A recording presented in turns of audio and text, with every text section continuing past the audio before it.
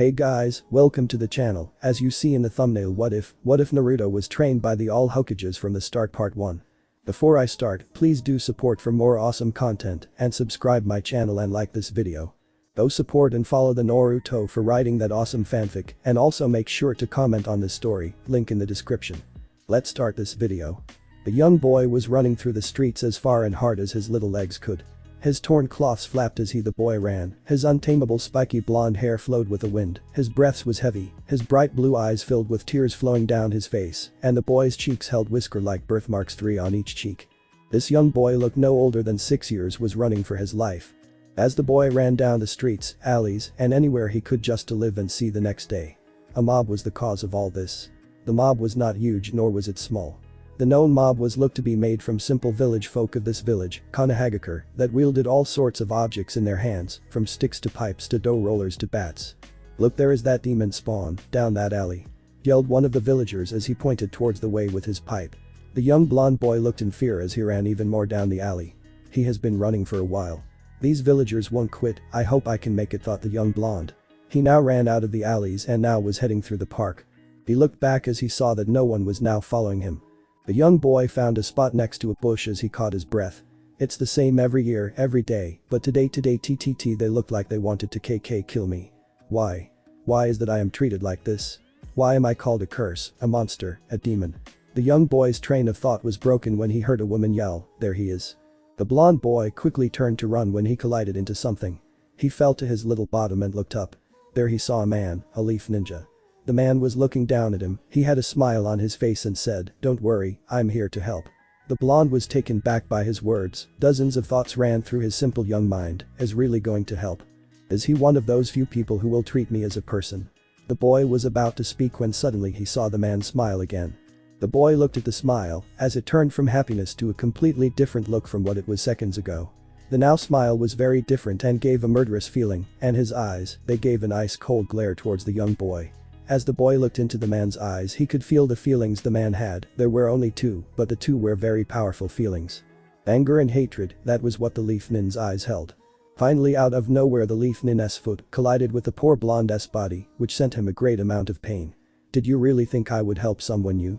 The leaf shinobi scoffed and continued, "The day I help you is the day hell freezes over." The young blonde was grasping his stomach, which held the most pain. He coughed up a little blood while he listened to the man's rant. Suddenly the leaf ninja pulled out a kunai. The blonde saw the kunai and tried to run the other way. When he did, he once again collided into something and fell back. The boy looked up and his eyes widened.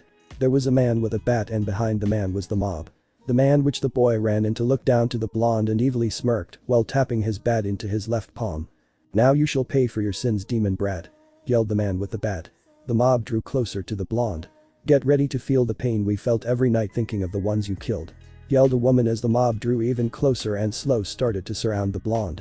The blonde turned around, preparing himself to run until he saw the leaf ninja twirling his kunai around his index finger, but that wasn't the only thing that stopped the blonde. On the leaf nin's sides were 2 more leaf ninjas which looked as if they too wanted the boy's life. The middle shinobi laughed. "Nowhere to run, demon." The blonde froze as he now realized he was surrounded by the angry mob. "Welcome to hell, demon monster," yelled a random villager as the man threw a rock at the boy. The rock connected with his forehead, which now left a cut dripping blood down his face. The blonde flinched and fell to the ground. "Ah," was all the boy said until one of the leaf ninjas kicked his stomach. The blonde fell to his side as pain was going through his stomach. He coughed up some blood and looked up to see the mob was closing in. The blonde was about to get up and try to make a break for it, but sadly a man whacked his back with a lead pipe. "Demon crap, stay down," said the villager who whacked the boy. The young blonde gave a small yelp as he fell back to the ground. Finally the mob started the attack. The small blonde was kicked and hit everywhere by sticks, pipes, stones, kicks, punches, and bats. During the beating, the blonde curled into a ball and covering his tiny head as he took all the pain, while many villagers cursed him and many questions ran through his mind at the same time. "Take this, demon brat," yelled an enraged man as he beat the child with a stick. "Am I really a demon?" thought helpless blonde. "Evil hell spawn," yelled a woman. "It makes no sense, what have I done?" Again the boy asked himself. "Now do you feel all the pain you caused us to have?" The shinobi with the kunai said as he slowly drew closer to the young boy. "Have I really caused this much pain to these people? But how? I am just a 6-year-old child." The blonde was now starting to black out. As his vision faded he heard all the insults of the mob. "I demon. See you in hell, bastard. Monster. Monster. That is what you are, a monster. You took our family and now we'll kill you in exchange." Those were some of the things the young one heard. His vision still faded and everything was getting fuzzy. He saw the shinobi with the kunai twirling around his index finger slowly approach him. The leaf nin stopped halfway and smirked as he said, "Now this is the end." Kyuubi the blonde heard that and saw him through the kunai at him. Everything slowed down as he thought one last thing before blacking out. Kyuubi. Why did he call me Kyuubi? Like it matters. Goodbye old man, I am a burden to you and to the village no more. Finally with his goodbye the boy now known as Naruto blacked out. Unknown area. Naruto, now laying down on his back slowly opened his eyes only to see nothing but a light shining down on him. Naruto laughed as he talked to himself, so this is what happens when you die boring. Naruto slowly stood up as he looked to his left and to his right. Kuzo, nothing.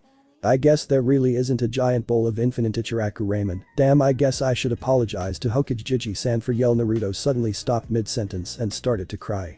Jiji-san, Ichiraku Jiji-san, Am-chan, I'll never see them again. Naruto was now sitting with his knees to his chest and hugging them as he continued to cry until he heard his whisper. Naruto, the whisper was soft and a little creepy. Naruto looked at both of his sides quickly. Naruto, the whisper continued but was a little louder this time. "WWW, who's there?" Naruto replied as he was slowly getting scared. "Naruto." The mysterious voice continued and ended with a low laugh. "If this is a joke it's not funny." Naruto was now standing up and preparing to run. "Naruto, I'm coming for you." The voice echoed and at that point Naruto sped right off in any direction. "Leave me alone." Naruto cried out as he ran with his eyes shut. "Why?" the voice asked back. "'Cause you're scaring me, oof." At that point Naruto ran full speed into something, it felt like a fence. "Aw damn it, even in death I feel pain." "What, the dead are going to beat me too?" Naruto said out loud as he rubbed the side of his skull. Naruto suddenly heard laughter, only this time it was coming from in front of him. What?" he asked himself. In front of him was a giant cage and on the bars was a piece of paper with a word seal on it. Naruto stood up and looked at the seal for a couple of seconds and asked himself, what in the hell is this? He had a confused look until he walked up to the bars and grabbed a hold of a bar in each hand, then looked closely into the cage. Ooh. A giant red-orange fox's face with an evil grin appeared in front of his face and sacred the holy shit out of the poor 6-year-old. Naruto fell to his butt and looked back at the fox with pure fear in his eyes. Naruto was frozen in his spot as wanted to scream but was unable to move anything. The fox noticed this and decided to slowly move its claws towards Naruto. Through Naruto's eyes, as the claws drew closer he started crying and curled into a ball and screamed to the fox, "Leave me alone. I haven't done anything wrong, sure I pulled a couple of pranks, but it was for the attention. Please, I haven't got anything. Don't hurt me." Naruto was now in a full-blown tear fest. He let out everything in the tears, all the pain he had, the lonely feeling, the anger, sorrow, and the empty feeling he had. As Naruto cried, the claw stopped and went back into the shadows, and out of the shadow came a giant fox slowly walking towards the crying boy. As it got closer, red flames quickly engulfed the fox for a couple of seconds, and when the flames disappeared, there stood a beautiful woman. The woman had long red-orange hair which looked silky smooth all the way down to her waist. Her eyes were light red that glowed with the intensity of a flame. She wore a white kimono which had falling sakura leaves design on it, and even though she wore the kimono, you could tell she had a very beautiful, slender, and body. The woman finally reached Naruto and noticed that he was still crying. The woman had a look of regret on her face. She crouched down, stuck her hand out, and touched the boy's hair, lightly stroked it, and said, "I'm sorry, Naruto-kun, I guess I got carried away." Naruto instantly stopped crying and slowly looked up. Naruto looked up and gasped. "Be beautiful," he suddenly blurted out and blushed pink from embarrassment. The woman stopped stroking him and smiled as she took her arm back into the cage. "Why thank you, Naruto-kun." He blushed a deeper shade of pink because he never expected the woman to thank him. Huh? Why is she being nice to me? Isn't she going to run or scream or something? Wait, what is a nice woman like her doing here? Naruto thought. The woman giggled. "Why wouldn't I be nice to you, Naruto-kun, and why would I run away from a sweet person as yourself?" Naruto looked back at her confused. "What? How did you do? Who are you? Are you Kami?" Naruto asked the woman before him. The woman giggled. She got on her knees and gave Naruto a quick stroke on his head and began to explain things. "Hello Naruto-kun, I guess you want some answers now, huh?" the woman asked. Naruto nodded quietly. "Well, for starters I guess I'll tell you where we are. This may sound crazy, but we are in your mind," the woman explained as Naruto just looked at her. "Okay, wait, what?" Naruto's expressions changed from unmoving to thinking to a full-blown donkey face confused. The woman laughed out loud at Naruto's antics. Yes, Naruto-kun, it is very shocking. We are in your mind, or as how I call it, Naruto's mindscape. The woman said in a cheery voice. Naruto just looked back at her with slight confusion. Okay, then who are you and why are you here? Naruto asked the woman back. When the woman heard the last question, she tensed up. Luckily Naruto did not notice her reaction. Oh boy, how am I going to explain this? I am a demon queen, shit. Well, I'm still not married, nor have I even made any actual attempt to even find a mate. Damn it, I haven't had my first kiss yet, what in the 9 levels of hell? As the so-called demon queen continued her inner rant, she was oblivious of the young blonde lad trying to get her attention. Excuse me, miss. Naruto quietly called out to the demon queen. No answer. Excuse me. He continued with unsuccess. Naruto was now a little annoyed at the woman. Oi baka. Naruto was now just plain frustrated. He scratched his head trying to think of a way to get the woman out of her deep thought. Naruto suddenly perked up and remembered something old man Hokage told him some time ago. Flashback. Naruto and the Hokage were sitting outside of the Ichiraku ramen stand. A 5-year-old Naruto happily ate his 9th bowl of ramen while enjoying a little life talk. Now Naruto, what you said to my secretary was not a very nice thing to do. The Hokage stated to the young ramen eating machine. Why?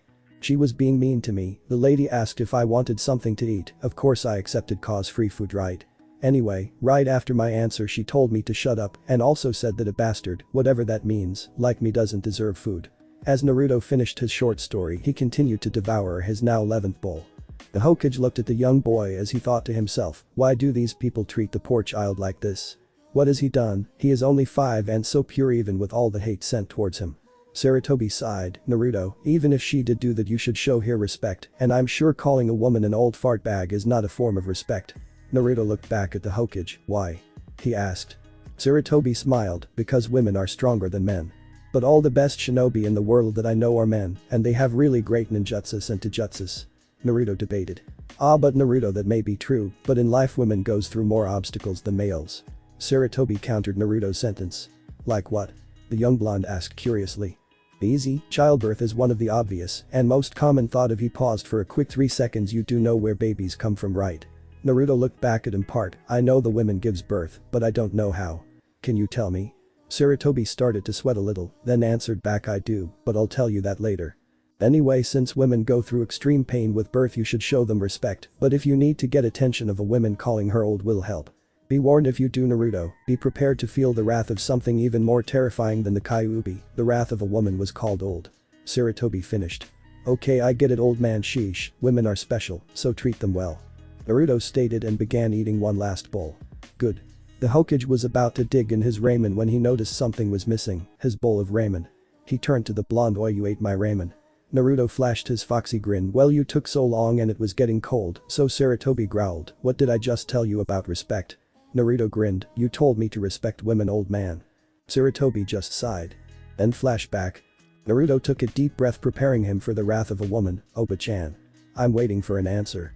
The woman snapped out of her inner rant and looked at the blonde with fire in her eyes. Literally, did you just call me a gram? She was cut off, but Naruto, who continuously bowed in respect while saying a shikarazu with each bow. Amenasai, you were spacing out for a while, and I still have some questions. I'm sorry, Naruto bowed at the end. The woman looked back at the blonde with much surprise. Well, that was unexpected. Wait, no, it wasn't. He must have remembered that talk with the Hokage. I must have missed the flashback. Well, deep in though about my love life, damn, I need to find a suitable husband. The woman finally took notice of our blonde hero again. So, where was I? Oh yeah, we are in your mindscape. Naruto looked back at her sternly. Arigato, already know that. Could you please tell me who you are and why you are here? The woman sighed again. Naruto-kun, do you know the story of how the legendary Kyuubi no Kitsune attacked your village 6 years ago? The woman asked. Of course I do. It was killed by the Yondaime, but in the process the Yondaime was killed shortly after the battle. Everyone knows the story. Naruto answered back. The woman wasn't surprised when she heard that version of the story. Well, part of it was right, Naruto-kun. The blonde was confused from her answer. I don't get it. What do you mean by that version, and how is this related to anything? The woman had a serious face as she looked back at Naruto. This story is important to this situation as the Hokage is to Konoha. Naruto's eyes widened but stayed silent. The woman smiled. Naruto-kun, the shortened version of the real story is while the Kyuubi was attacking the village, the Yondaime appeared.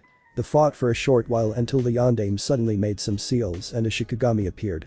The yondaime made a deal with the Shikigami, he exchanged his very own life to seal the Kyuubi.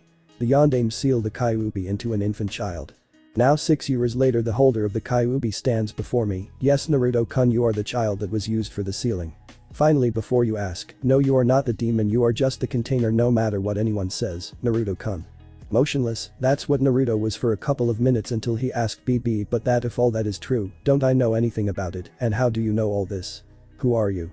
My name is Kyuubi, Kyuubi no Kitsune. Kyuubi stood there watching Naruto nervously, waiting for a reaction from him. And Naruto-kun, are you alright? Naruto just stood there in deep thought. Kyuubi decided not to pry into Naruto's business. So the story that I was told was a lie. Hokage-chan lied to me. My very own hero, the very person I wished to be like, was part of the cause of my pain. And this person, this nice lady, is the Kyuubi. What the hell is happening? Everything is mixed up. Finally Naruto snapped out of his deep thought and looked back at the Kyuubi. Kyuubi-san, he looked at her in the eyes. Why? Why did you attack the village? Kyuubi wasn't surprised that he wanted some answers after being hated for an unknown reason, since you could remember, and suddenly meeting the reason face to face is some hell of shock. Kyuubi sighed before answering, come in Naruto-kun, I'll tell you everything from the beginning. Naruto looked back at her as if she was crazy and knew, I think I'll take my chances here on this side of the cage. Kyuubi was confused about why he wouldn't at least come in. Then it hit her, she just told him she is the Kyuubi no Kitsune. It was understandable that he felt uneasy about going into a cage with someone like her. I understand, Naruto-kun, you can stay there if you want. Although remember this, I am trapped in you by a special seal, therefore if you die I die. Even if I wanted to kill you I couldn't. She finished while closing her eyes and taking some deep breaths. When Kyuubi opened her eyes, she was surprised to see Naruto on the same side of the cage with her. Nani, I thought you didn't trust me, Naruto-kun. He walked up to her and bowed, I'm sorry, Kyuubi-san. I don't know much about seals or anything, but I am willed to trust you. He ended with a smile. Kyuubi was surprised that he was already willing to trust her, arigato Naruto-kun, but there is no need for apologizes. It is understandable because I am sure that meeting the demon princess of the 9 levels of hell is not an everyday thing. Princess? I thought you were a demon lord or something. Naruto added. I'll explain that with the rest, Naruto-kun. Let up go then. Naruto nodded as a sign of acceptance. The two figures walked for a short while until Kyuubi stopped, well this seems far enough. Naruto was confused, it looked the same as everywhere else, except the cage was farther. Ah no, Kyuubi-san, I don't see anything different around here, except the cage bars are farther from here. Kyuubi grinned. Naruto-kun, I already told you that we are in your mind, right? Naruto nodded, so since we are in your mind, you have full control of this entire place. I don't get it. Naruto replied. Okay, try this then. Concentrate and think of a toy ball. Naruto nodded, closed his eyes and did what he was told. Instantly a red bouncing ball appeared in front of Naruto. Cool, Kyuubi-san, said Naruto as he bounced the ball until he hit himself on the head. Very good, Naruto, now to make the object disappear, just think of it disappearing and it will. Kyuubi smiled as she his antics with the ball. Suddenly Naruto stopped, if I can make anything appear then I can have free ramen then, right? Kyuubi giggled a little. Sorry Naruto-kun. You are only half right, true that you can have free ramen, but it will not fill you up, nor will it have any taste.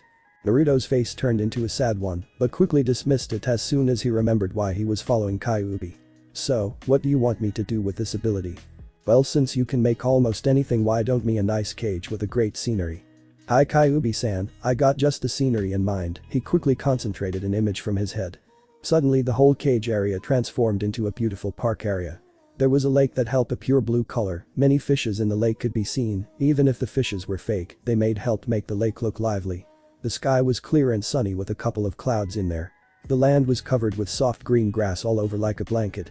A couple of fully bloomed sakura trees were placed all over. A breeze could be felt as it blew some of the sakura leaves across to enhance beauty of the scenery. And finally, at the area that Naruto and Kyuubi were standing was a being shaded by a sakura tree with a blanket laid where they stood. Naruto looked at the now beautiful park as he turned to Kyuubi. Just like I pictured it to be. Kyuubi was speechless. She couldn't believe a child could think of something as beautiful as the park before her. And Naruto-kun, this place beautiful. Where on earth did you find a place like this? Naruto gave her a foxy grin. I didn't. I thought of a place that I would want to share with the ones I care about. It was simple as that. Well Naruto-kun, for a child of 6 you sure are romantic, huh? Kyuubi smiled at him. Just wait till you grow up, you sure will be a heartbreaker. What do you mean, Kyuubi-san? Naruto looked at her with a clueless expression. Ayubi just giggled, "I'll tell you when you're a little older, although I'm pretty sure you'll find out yourself." She took a seat in a very formal form. "An. You know the position, legs curled under body as the person sits on their knees to their toes." Naruto followed except for the fact he just sat with his legs crossed. "Alright Naruto, listen up, this may take a while," Kyuubi sighed. "As you know, I am the Kyuubi no Kitsune, the so-called Lord of the 9 levels hell, correct?" Naruto just nodded. "Well, the truth is, I am not the true lord nor am I the strongest." Naruto's eyes widened. Kyuubi-san, if you are not the strongest then who is?" Naruto asked. Ayubi smiled as she expected that kind of reaction. "My father, AKKI-1 no Kitsune, is the strongest of all the demons.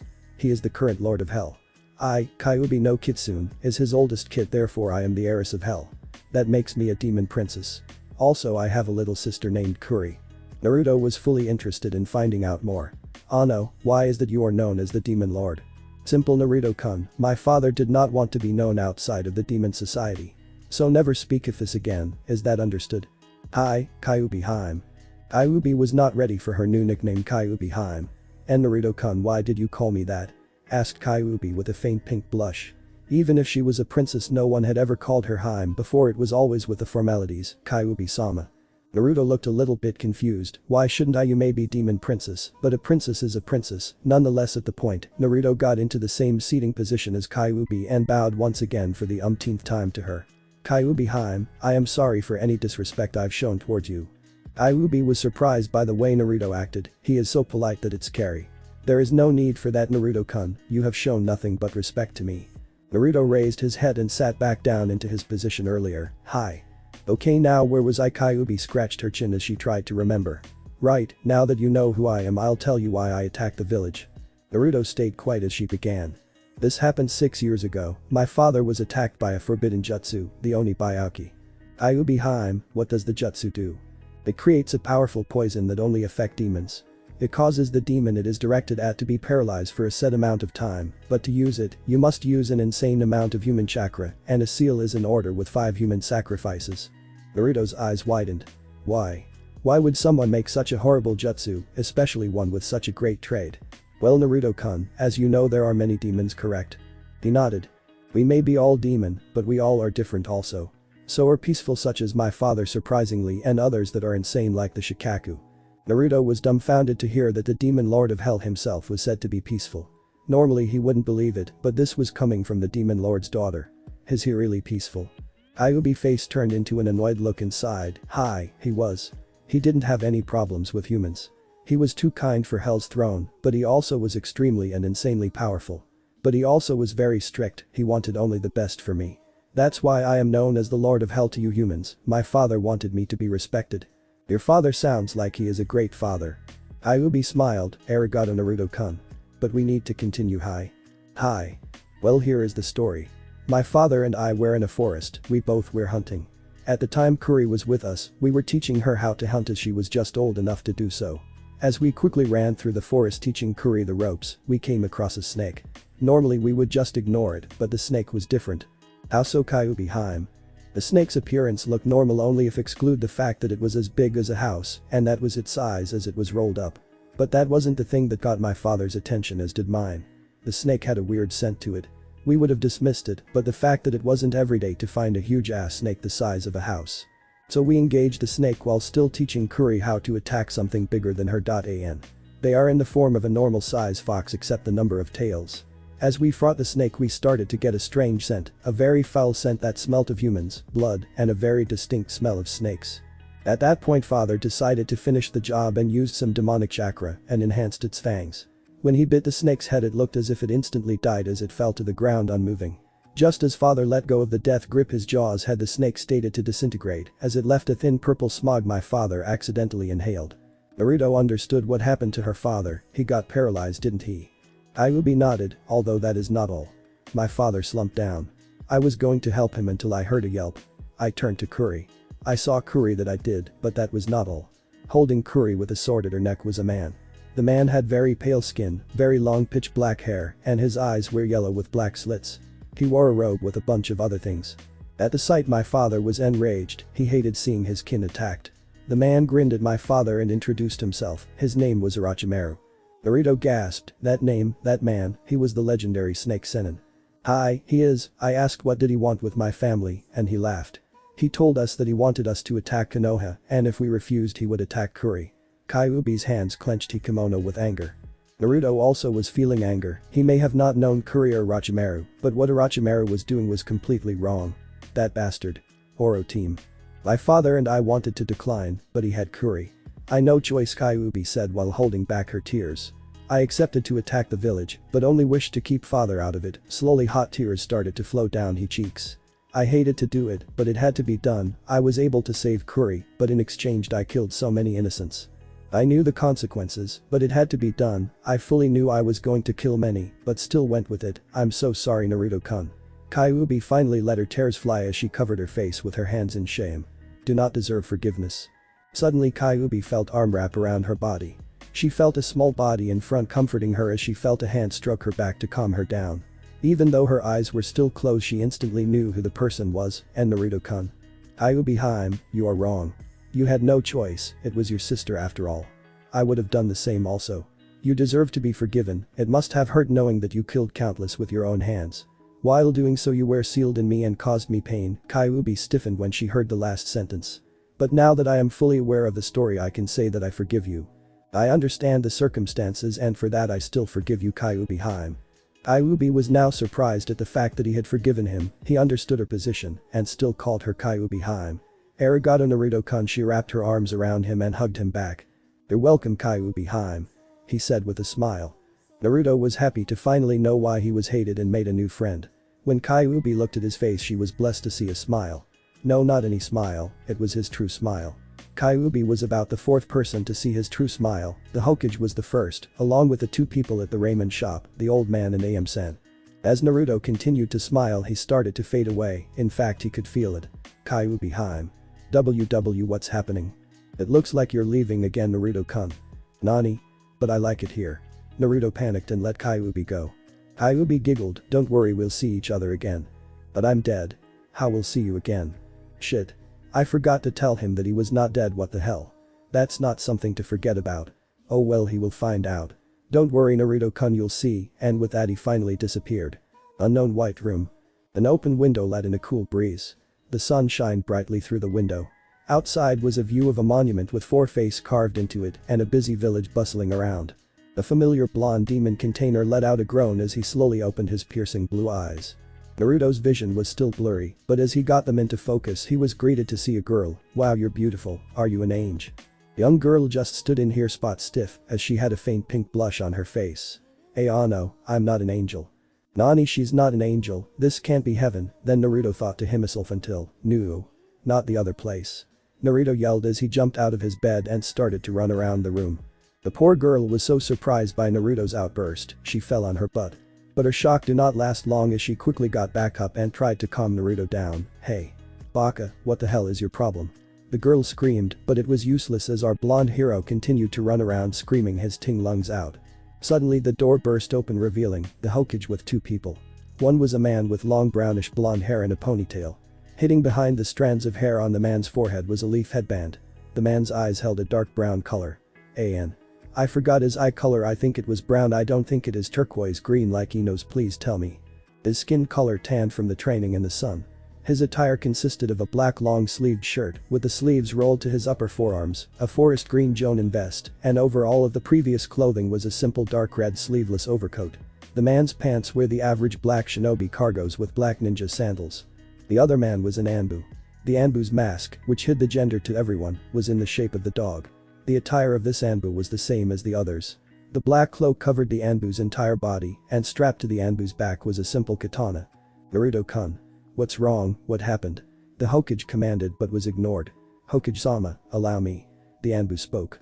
The Hokage nodded. Just as the Hokage nodded, the Anbu caught the screaming Naruto.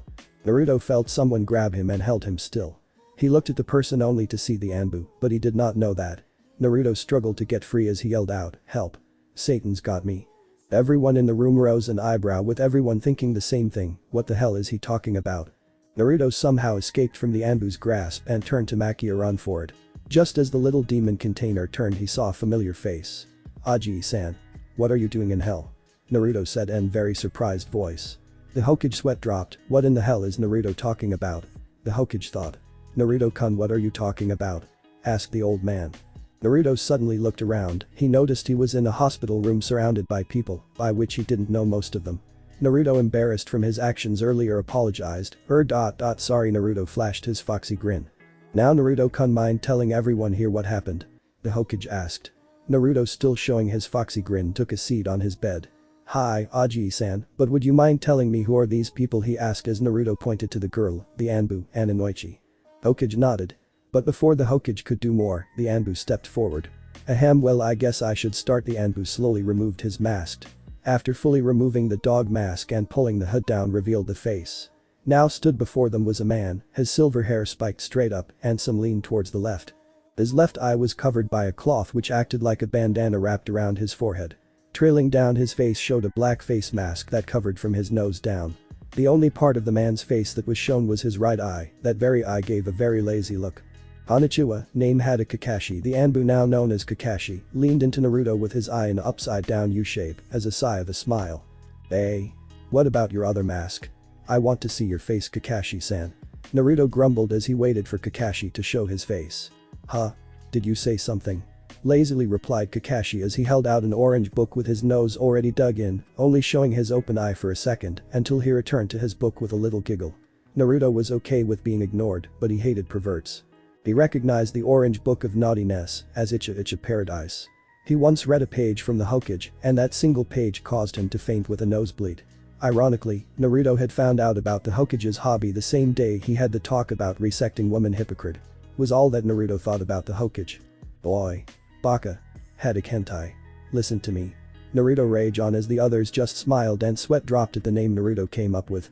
The Hokage cleared his throat as he began to speak. That's enough, Naruto-kun.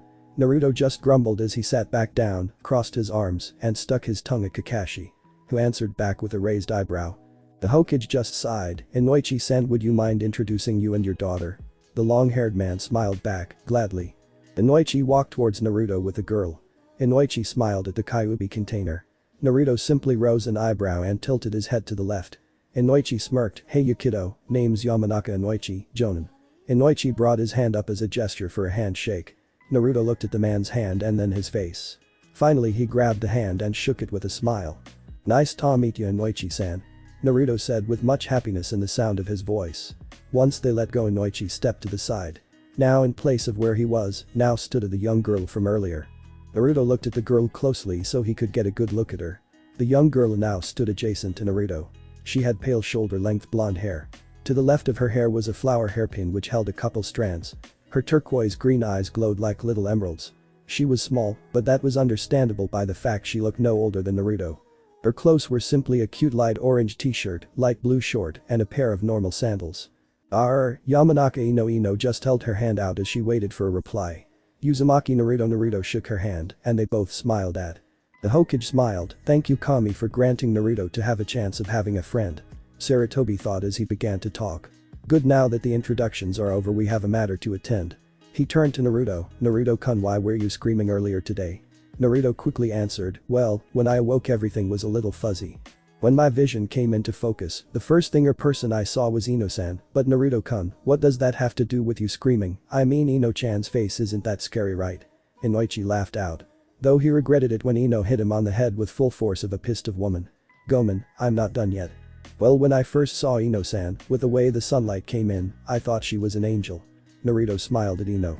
Ino blushed remembering that moment. She tried to hide the blush but failed as everyone except for Naruto, of course. Oh, my Ino-chan's growing up, Inoichi thought with a smirk. Naruto continued, well, after she told me that she wasn't an angel, I kinda jumped to conclusions and thought that I was in hell or something. Suo, now we're here. Sarutobi sighed at Naruto. Well Naruto, since you just got up today, why don't you rest a few more days and we'll talk about why you're in here. Naruto nodded, but Aji-san, it'll get boring here and the ramen make this place like hell. He complained. Inoichi butted in at this point, don't worry kid, I'll make sure Ino visits you. Oh no, arigato Inoichi-san, but I couldn't, Ino has a life also, so I humbly declined. Naruto was a little sad that he gave up the company, but he did not want people to just come because they had to. When Ino heard this she gained a stress vein on her forehead. Are you saying that I'm not good enough to keep you company? Ino exploded. Naruto was terrified, and no. That snot he was cut off. That's it.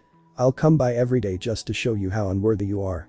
With her rant over, Ino huffed out of the room, leaving a scared Naruto and 3 laughing adults. Inoichi bowed at the Hokage and left with the now furious Ino.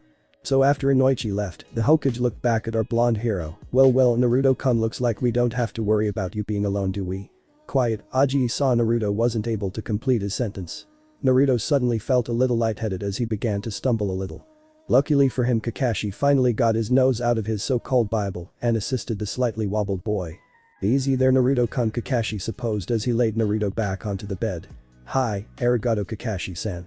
I was just had a suddenly dizzy feeling. Naruto said as he still looked a little woozy. Well, Naruto-kun, that's not a surprise. In one day we found you screaming and yelling, you struggled a little with Kakashi-san over there, got verbally attacked by Ino-chan. And this all happened the day you awoke. Naruto just gave him a foxy grin. Hey, Aji-san, how long have I been out? Well, about a week at least. The Hokage replied. Guess the villagers really did a number on me this time, did they? Naruto looked down with a hint of pain. The room fell into an uncomfortable silence. Naruto continued to look down. Sarutobi tried to think of what to say. Hakushi stayed silent as he turned the page. He made a silent giggle as he continued to read his novel. Hey Aji-san, can you tell me what the heck just happened while I was out? Naruto unexpectedly asked while breaking the silence. Are you sure, Naruto-kun? I mean, you just awoke minutes ago. The Hokage worriedly asked. Naruto smiled at the Hokage. Arigato Aji-san. I feel alright, really. Can you just tell me what happened? Naruto-kun, you should really get back to bed or rest, you're really fatigued. The old man argued back. Naruto gave a stern look back at the old man. Fine, at least hear me out, alright. The Hokage gave a heavy sigh. Hi, go for it, Naruto-kun.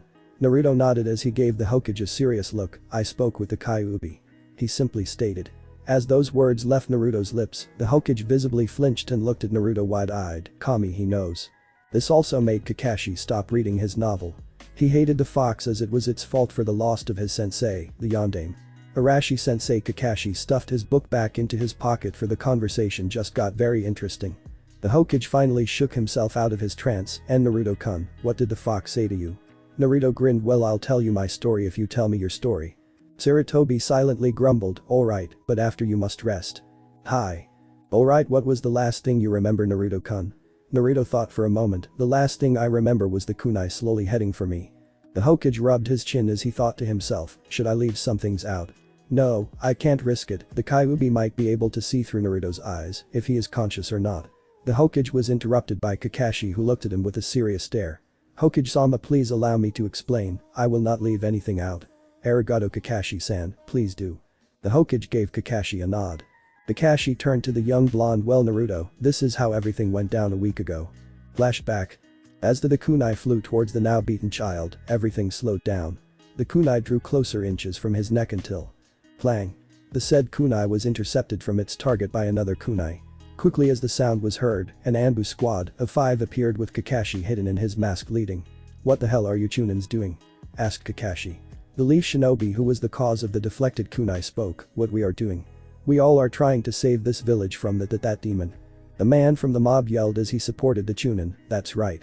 We are tired of the evil that walks our streets. It must die in exchange of the lives it took 6 years ago. Yelled a woman. Kakashi felt as if it was time to end the chaos. He was worried about the bleeding child his squad surrounded. Tori bird, Tora tiger, Hyou panther. Help with crow control, Neko cat, watch the Uzumaki kid, I'll quickie finish the Chunins. Nico nodded as the said Anbu member picked up Naruto and waited for the others to finish their mission. Kakashi, or an Anbu Kodai and dog, dashed for the 3 Chunins. He drew his katana in an attempt to incapacitate the 3. Kakashi's blade was just seconds away from one of the Chunin's face. Kakashi was sure he was going to make contact. Unfortunately, another katana blade blocked his strike. Tori, what is the meaning of this? Kakashi asked. Tori said nothing while he began to strike back with his katana. Kakashi began to parry the blows as he had no intentions of killing a comrade. Answer me, Tori. What are you doing? He asked as another strike from the katana grazed his upper left arm. The minor wound did little damage as Kakashi slightly flinched. Meanwhile, Nico held the unconscious Naruto as she watched the events take place. She laid Naruto onto the ground as she began to check his wounds. His wounds are bad, but they are slowly healing. Must be the Kyuubi. Just as Nico finished light examination, a kunai came flying towards her and the child. Quickly, she deflected it. In one swift motion she picked up the blonde and went into defensive position as she stared wide-eyed at the perpetrators. "Hi, Tora, are you defecting as well?" Unlike Kakashi's question, Nico's was answered, "Hi, we are. I agree with most of the villagers, the demon must die." Hayu stated as he charged for the Anbu who is busy with the blonde. Nico dodges as she scarcely from the katana. Kakashi heard what Hayu had said as he turned his attention back to his fight with Tori. "Tori, I know the Kyuubi killed your wife and 2-year-old son, but that boy is not the Kyuubi, nor is he a demon." Kakashi yelled as he went blade to blade with defected Anbu. The Chunin started joined in the fray. All three attacked Kakashi as he now went on the defensive. "Kuzo. I can't use any jutsus.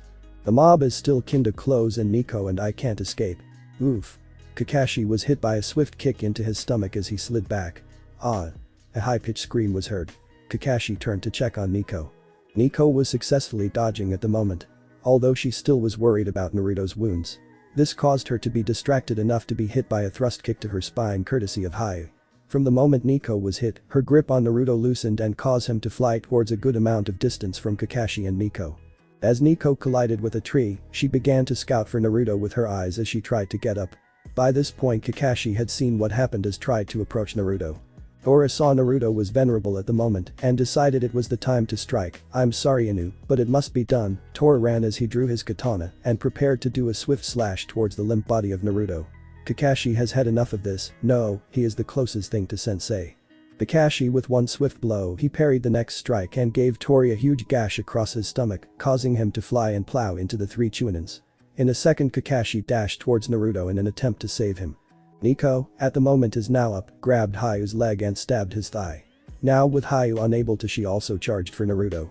At this point Tora's blade was swing down towards Naruto's neck. The blade drew closer as Kakashi's scream was heard, "Naruto. Oden. Daruki Geshi."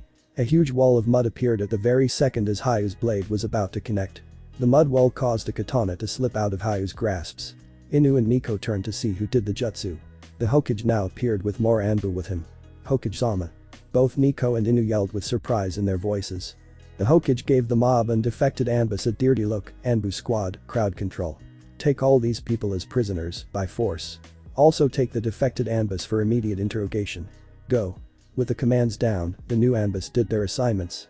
The Hokage walked up to Kakashi and Nico. "Kakashi-san, Yuigao-san, report." The Nico Anbu known as Yuigao answered for Kakashi who was being treated for his arm wound. "Hokage-sama, these people were attempting to murder Naruto. At first when we got here Naruto was already incapacitated and unconscious. The kunai was approaching Naruto's neck, luckily Kakashi deflected it, and finally the Anbu members Tori, Tora and Hayu defected with the intention of also killing Naruto. Anything else Hokage-sama? Yuigao finished. "No, that will be all, tell Kakashi that you both are dismissed." Yuigao nodded, but before she could the Hokage started to talk again. "Arigato, Yuigao-san for saving Naruto-kun." Yuigao simply smiled as she walked towards Kakashi. Then flashback. Naruto silently sat in his bed as he looked at Kakashi. "Kakashi-san, is that everything that happened during that night?" Kakashi nodded. "Demorigato Kakashi-san, that is all I wanted to know." The Hokage smiled as he felt relieved at the fact Naruto showed no hatred to the villagers. Of course, Naruto is too pure and kind-hearted. The old man thought. "Now Naruto-kun, we held up our end of the bargain, now will you please tell us about the Kyuubi?" Sarutobi asked as he gave Naruto a very serious look. "Hi Aji-san, now where to begin?" Of the next few minutes Naruto explained everything about the Kyuubi. By the end of the story both Kakashi and Sarutobi were dumbfounded. Kakashi even dropped his book. Orochimaru the Hokage grimly thought with anger.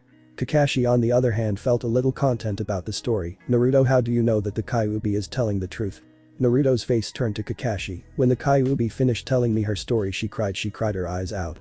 In her eyes was pain and regret. She may be a demon, but I think now even demons have families they would do anything for." Naruto stated with much wisdom in his voice. "Naruto-kun, you have no idea how mature you sound right now." The old man said with much pride in his voice. "Oh no, it may be because now I know the story and the fact I am friends with the one and only Kyuubi Haim." Kakashi and the Hokage raised their eyebrows. Kyuubi Haim?" they both said. The blonde just grinned. "Hi. Kyuubi Haim is a girl, and she is nice, kind and really beautiful too." Naruto mindscape. "Baka Naruto embarrassing me like this," the demon princess thought as she tried to hide her blush from no one. Although she had a small smile on her lips. "Arigato Naruto-kun." Naruto's hospital room. The Hokage smirked while Kakashi picked up his book and shrugged. Well, after all the things that happened today, I guess I'll give the benefit of the doubt. The Hokage sighed. Naruto-kun, get some rest now, it's been a long day full of surprises, I'll come by in 2 days. Naruto nodded as the Hokage and Kakashi left. Goodbye Aji-san Kakas. Naruto wakes up to find that he is in his mindscape once again. Naruto decides to look for Kyuubi Hime and chances to find out if she called him. Naruto walks down the stone path as he admires the beautiful scene he imagined for the Kyuubi not too long ago. The pink sakura petals lightly blow across his face. The sun's warm rays touch his young tan skin. Naruto sighs as he begins to think to himself, I can get used to this.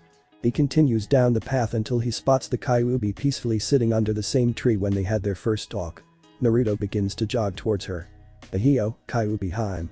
The fox boy greeted as he jogs towards her all while waving at her. The Kyuubi smiles as she sees him waving towards her as she waves back, Ahio Naruto-kun. Naruto finally reaches his destination. Oh no, Kyuubi Hime, I awoke her not too a while ago. Do you need me for something?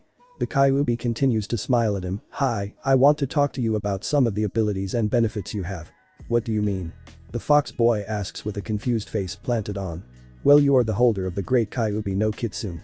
Naruto nods as he begins to slowly understand, so with you sealed within me, I receive some of your abilities. Kyuubi also nods, not all yet though, I only have given you one ability as of now. Naruto's interest perks up. Oh no. Oh no. Oh no. What is it Kyuubi Hime? The little bundle of blonde hair asked while lightly hopping up and down. Calm down Naruto-kun and let me answer. The Kyuubi ordered and in no time the blonde-haired boy simply calmed down and sat across from the Kyuubi. Now that's better, remember when you got an injury of some sort, it was completely healed the next day. Naruto thought about his past injuries, he remembered all the broken bones, cuts, and bruises he received in the past. Hi, the Kyuubi continued, good. Did you ever wonder why your injuries were healed the next day? Naruto once again went into deep thought. Ah, I did one time wonder about it, but I just simply let it as it is. Naruto-kun, that is your ability, the ability of rapid healing of almost any injury. Kyuubi stated. That's kind cool, but it still means I can be killed, correct? Naruto said with a little happiness in his tone.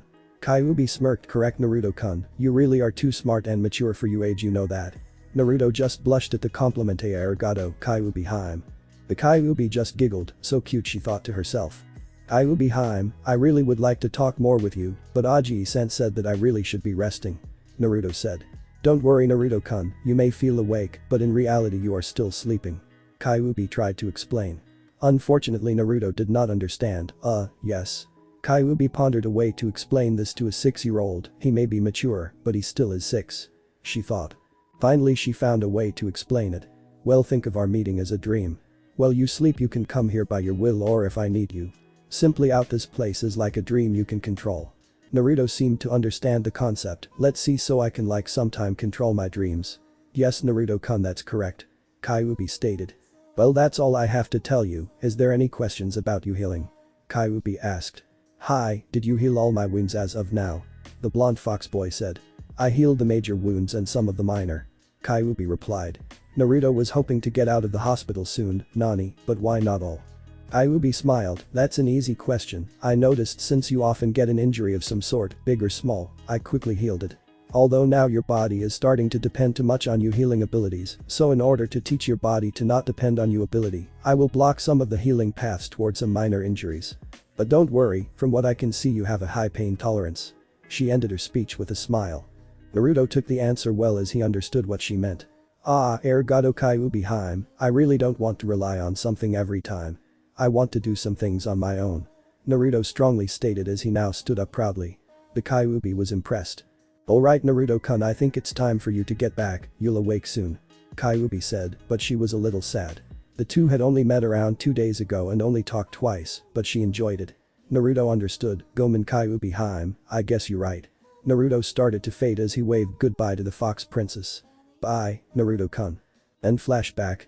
Naruto had finished brushing his teeth at his hospital room's built-in sink. The 6-year-old blonde started to change into the spare cloths he found on his bed. He slipped on the gray shirt and dark blue shorts. Changing for him was a little troublesome for him, his body still ached all over, but he could handle it. Naruto glanced at the clock after his morning rituals. 8 AM, I guess I should expect breakfast soon. Suddenly a knock was heard at his door. Must be my breakfast, I hope it's not hospital ramen. He thought as he rallied back to the door. Come. The door opened and in came a smell which he knew by heart. Ichiraku Mizo ramen. Was all that ran through his mind until he saw who came in with the ramen. Two people entered, one was a man and another was a young girl, which she was holding a tin emitting the heavenly Mizo ramen smell. Ino-san. Inoichi-san. What are you doing here? Naruto asked, completely surprised by their appearance. A stress vein came across Ino's forehead. Naruto. What kind of greeting is that, and have you forgotten that I said I would prove to you that you should begin for me to take care of you? Ino finished.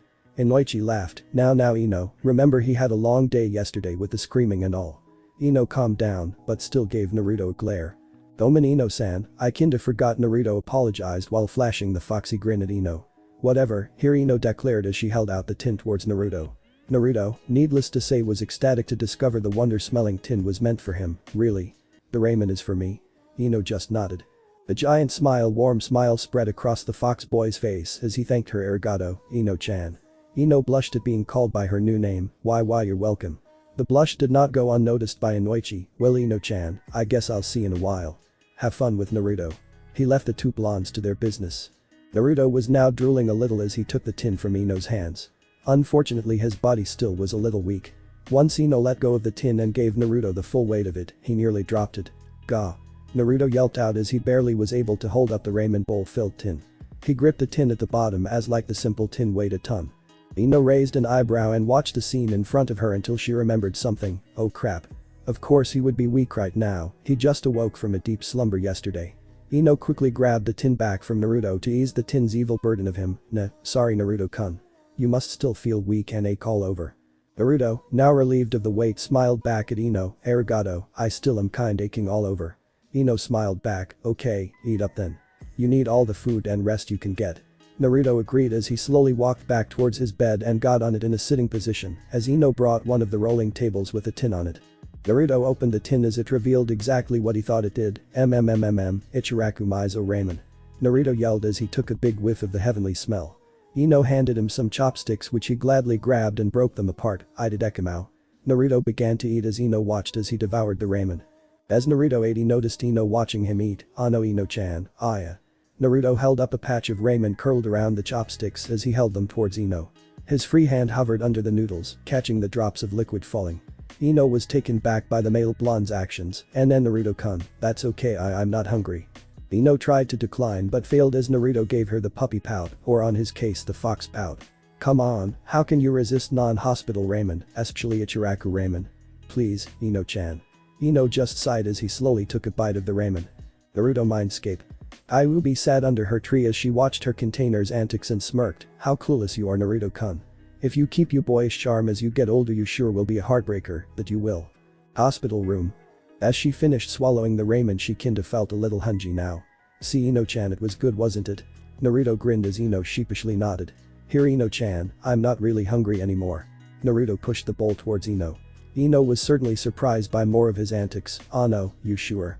I heard from Ichiraku-san that you inhale the stuff. Naruto sheepishly smiled as he answered her question. I guess I'm just not as hungry as I usually am. It's probably from the fact I just woke up when you came in. Ino smiled as she thanked Naruto for the ramen. As Ino began to eat the ramen, the two blondes began to talk about themselves. So Ino-chan, tell me more about yourself. Ino thought for a moment. Let's see. As you know, my name is Yamanaka Ino. I live my parents at the Yamanaka florist shop. I sometimes help out at the shop. My birthday is on September 23rd. Oh yeah. I'm thinking about becoming a ninja like my daddy. Naruto listened intently as she finished. Wow Ino-chan, it must be so cool to work at a flower store. Ino gave the I have never met a boy who said they like flowers. Usually boys just say they're boring and useless. Naruto raised an eyebrow. Well at least I do right Ino-chan. Ino smiled as she continued. Now tell me about you. Gladly, name's Uzumaki Naruto. I'm an orphan. I've never met my parents. They supposedly died the day the Kyuubi attacked. I like to eat Ichiraku ramen with Hokage-san and pulling pranks. Ironically I was born on the same day my parents died, October 10th. Finally, I guess I also want to become a ninja, but take it further. I want to become the next Hokage. Naruto finished with his fist pumped in the air. Arigato Naruto-kun for telling me about yourself. Ino thanked. You too Ino-chan. Naruto smiled back with his answer. Naruto-kun, tell me about some of the pranks you pulled. Naruto grinned. Well one time And that's how Naruto's stay went with Ino in the hospital. Every day the two talked with each other and became quick friends. After 5 more days Naruto was released from the hospital. Even after he was released the two hung out with each other. They were like best friends. The days went, weeks passed, and in a snap 5 months pasted by. Time skip 5 months after hospital release. Ino and Naruto are seen running towards the park. "Come on Ino-chan, I'm winning," Naruto yelled as they raced across the market towards the park. "Just you wait, I'll beat you," Ino yelled back as they both laughed their way towards their destination. As both children finally reached the park. Currently there were a bunch of other kids there also. One boy was laying down and what looked like he was cloud watching. His hair was a little long which he had it in a small tail as it made his head look like a pineapple. Next to the said boy was a healthy boy munching on some chips. His brown hair spiked wildly around the top of his head, though not as spiky as Naruto's. The boy's cheeks showed a pink swirl on each. Down in the sandbox was another boy quietly sitting there. He sported black hair which looked like a small puffball. Also on another note, he had black sunglasses which hid his eyes. A dog's barking was heard as another boy was seen playing with a tiny puppy. His brown messy hair flew around as he moved. He had strange marking on his face.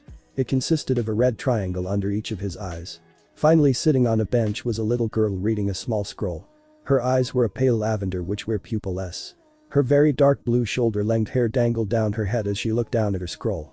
All of the children the two saw was about their ages. Naruto looked around while thinking what to do next. Ino-chan. I'll race to that bush over there. Naruto pointed towards a bush across the park. Ino smirked as she agreed. "Hi, you're on then." Naruto then picked up a pebble. We start when this pebble hit the ground. He tossed the pebble in the air as the two blondes waited for the signal. The pebble finally made contact with the ground as the blondes raced for the bush. Naruto once again had the lead, but Ino was quickly trailing behind. They were neck and neck as the bush got closer with each step. They were moments away from the bush until Naruto heard someone crying. He stopped and looked around for the source of the sound. "Oh no, did you hear that?" Naruto had stopped as he turned to Ino who had also stopped. "No, what?" she asked back as Naruto began to run past the bush.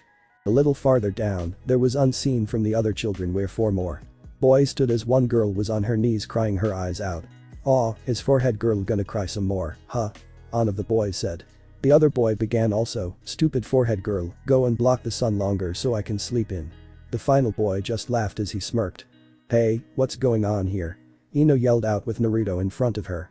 The boys looked at the two new kids as one of the boys replied back, "Oi. This is none of your business. Go away." Naruto on the other hand understood what was happening, he himself knew what it was like to be harassed. "Leave her alone already, what did she do anyway?" The same boy answered back towards Naruto and Ino, "Go away. Like I said it's none of your business." Naruto and Ino simply started to walk towards the girl, ignoring the boys. They walked past the 3 boys and helped out the girl. A closer look and Naruto could see that she looked like she was his age. She had pink hair that trailed down until the end of her head. She had emerald green eyes which was full of tears. Ino tried to comfort her as Naruto tried as well. "Hey, you okay there?" Ino asked the girl. The girl sniffled and answered hi. Naruto looked back at the boys. "Leave her alone now," he screamed. The boys just looked at him as if he was crazy. The boys started to walk up to him with smirks as one talked back, "What are you gonna do about it? Cry with your girlfriends over there." Naruto braced himself as the boys got closer. With his experience from mobs, he could feel when he was in danger. Naruto started to sweat as the boys were now in front of him. "At least you got balls, kid," said one of the boys as he punched Naruto in the face, and the others joined. Ino saw what happened, Naruto-kun. Naruto fell to the ground as the boys continued to stomp on his body. One of the boys started to taunt Naruto, "After we're finished with you, I guess we'll beat up those 2 girl also, nah." Naruto was not happy to hear that as he was picked up by the neck of his shirt. "Take this," he yelled as he pulled his fist back. Meanwhile the other 2 boys slowly walked towards the girls. Naruto saw as the girls looked terrified as the boys drew closer. He gritted his teeth. He wanted to protect them, he wanted to help the girls, and wanted to beat the shit out of the boys. Shit. What kind of Hokage will be if I can't at least these bastards? Naruto's gaze turned back at the boy's fist as it started to move towards his face. Naruto waited for the punch to make contact. His view started to slow down as the fist came closer. The fist made contact, but Naruto was still conscious as he smirked at the boy and spit some blood into his face. The boy growled and drew his fist back once again, only it was slower than he did. Everything through Naruto's eyes became slower. "Nani? Why is everything slowing down a little and becoming more detailed?" he asked himself. He decided to take his chances and strike back. Naruto began to fight back as he kneed the boy who was holding him in the groin before the poor boy could hit him again. The boy cried in pain as it was a clean hit to his jewels. Naruto quickly got up as the other two boys began to look at him. Everything through Naruto's eyes still seemed a little slower. Naruto took a fighting stance. During all his beatings he learned a little bit of how to defend himself from average villagers. The boys began to throw some punches which Naruto easily dodged and gave each of them a good punch to their noses. The boys got up and made a break for it. They did not want to feel pain like that. Naruto sighed as he finally felt relived. He turned towards Ino and the pink-haired girl. "You girls okay?" He didn't get an answer as Ino and the other girl continued to stare back at his face. "Kuzo. Is my face that bad, Ino-chan?" he asked, hoping that it wasn't. Ino snapped out of her daze and answer, "And Naruto-kun. You eyes. They're a darker shade of blue and as a ring around your pupil with a triangle on the ring pointing towards the pupil." Ino screamed. "Nani? My eyes have." Naruto also screamed. Ino took out a pocket mirror and handed it towards Naruto. Naruto glanced into the mirror. His eyes widened as he did have a dark shade of eye with a white ring around his pupil with a white triangle on the ring as it pointed towards to his pupil. It was just as Ino stated. "What happened to my eyes?" Naruto screamed, but he remembered the two girls. He looked at the girls. "Ino, is she alright?" The pink-haired girl nodded as she began to stand up. "Arigato for helping me." Naruto gave a foxy grin. "No problem. Ino, can you take her home? I want to get my eyes checked up by the Hokage." Ino nodded. "Oh no, shouldn't you go to the hospital?" Naruto shook his head. "I don't think anything is wrong. I think this is something the Hokage told me about, a Kekkei Genkai or something." Ino understood as she helped the pink-haired girl and Naruto began to run towards the Hokage tower. Naruto ran through the streets as fast as he could. Kyuubi-hime must have healed me fully already. She must be curious about my eye also. Naruto thought as he could see the tower's entrance. The Hokage was in a daze. In front of him now was a young blonde boy, a boy no older than 6, held one of the most powerful bloodlines of Konoha. The very same bloodline which belonged to a similar blonde 6 years ago. The usual pure blue orbs now seen as a darker blue which now held a smaller pupil than normal, an almost transparent white ring, slightly larger than the pupil, circled each eye's pupil. Finally a single white triangle is also seen and placed with the mid part of the triangle laid as it pointed towards the pupil. Like Kami, he has already awakened his bloodline. I guess it's time for him to meet his parents. The Hokage thought as he was snapped back into attention by the chibi blonde ranting in front of him. Naruto had been calling the old man multiple times as he continued to be ignored. "Aji-san. Answer me. What the hell is up with my eyes? Everything is a little more clear and also a little more slowed down." The Hokage came back from his daze, "And then Naruto-kun. When did you awaken your bloodline?" The said blonde suddenly had a wide smile of his face. "Yada. I do have a bloodline. That is so cool. No, Aji-san, what does it do? How does it work? Can I now use super cool jutsus like you?" Many questions seemed to flow out the young boy's mouth. "Hold on, Naruto-kun, don't you feel kind of tired or anything?" the Hokage asked. "No, I don't. But what does that have to do with my bloodline?" Naruto replied back. The Hokage took a drag of his pipe as he thought to himself once again, "Sounds right, with the fox in him and all. I already know he has a little more chakra for his age," the Hokage thought as he finally began to speak. "Naruto-kun, tell me, how did you unlock your bloodline?" Naruto simply nodded as he explained everything that happened at the park. 5 minutes later Naruto had finished explaining the scene that occurred earlier. "And now here I am, Aji-san." Naruto finished with his bloodline still going. The Hokage took another drag of his pipe as he sighed. "Naruto-kun, that was very dangerous." Naruto looked down with a hint of sadness, "But you showed courage and protected to girls, and for that I am very proud of you." Sarutobi finished up as Naruto's frown disappeared and came his true smile. Sarutobi stood up and walked towards a shelf of scrolls. He carefully pushed a couple out of the way as he pulled out 2 dusty scrolls. Each of them was labeled with a name, Uzumaki Naruto. The Hokage walked towards Naruto with the 2 dusty scroll in his hands. He held one of the scrolls towards Naruto. Naruto looked at the scroll with interest as he saw his name, Nani. "Is this scroll for me?" Sarutobi smiled. "Yes, Naruto-kun, this scroll was meant for you to read as soon as you unlocked your bloodline." Naruto nodded and took the scroll. Naruto held the scroll in his hands as he tried to pull it open. Sadly he failed as continued to struggle with his newfound nemesis. "Damn it, why won't it open, Aji-san?" Naruto began to pound the scroll onto the ground. "Naruto-kun, calm down so I can explain what to do next." Naruto huffed and stood patiently as he awaited for instructions. "Good, now hold out the scroll." He did just that as the Hokage rotated the scroll until it showed a kanji symbol, seal. "Naruto-kun, this is a special seal which protects the contents of this scroll. To unlock the seal, you must spread blood over the kanji, but only one type of blood will unlock the seal. Naruto looked at the Hokage with interest as he wanted to open the scroll, so all I need to do is spread some blood over the kanji seal, nah. Hi Naruto-kun. The Hokage walked over towards his desk and opened a small drawer and pulled out a kunai. Here Naruto-kun, use this. He handed the sharp object to the blonde. Naruto took the kunai in his hand and cut his left thumb. A small amount of blood flowed out as Naruto smeared the crimson liquid across the seal. Both males watched as the kanji slightly glowed through the blood. Suddenly the light died down. The scroll in Naruto's hand seemed to loosen. Naruto was now fully engrossed with the opening scroll. He unrolled it. Even the Kyuubi was very curious about the contents. If she was right, the scroll would answer her questions about this bloodline. Finally the scroll was fully opened as it revealed a simple letter, a letter directed to Naruto. Naruto looked at the letter and began to read it. Dear Naruto. Hello son, I don't have much time to write this letter, so I will try to brief everything. This letter is supposed to have been given to you when you have unlocked our Kekkei Genkai, the Kaishu-gan. I have prepared a scroll with a full description about the Kaishu-gan and all other special techniques our family has created. I guess by this time you should know about your secret. I want you to know I have a very good reason for sealing the Kyuubi in you.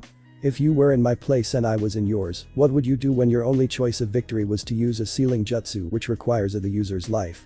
Also when used, the object which was sealed is needed to be placed in an infant. You may wonder why I chose you, but who else was I going to turn to? Just go up and ask a random family to give up their baby. Like hell I would do that. I chose you because you are my son, and I know I can trust you with this power, and also you were the only baby that was available in such short notice. I want to apologize for doing this to you, I'm sorry son. As I pass on I want you to know that you did have a mother and father, your mother was an incredibly strong Anbu. The Hokage should have a picture of Ray-chan for you.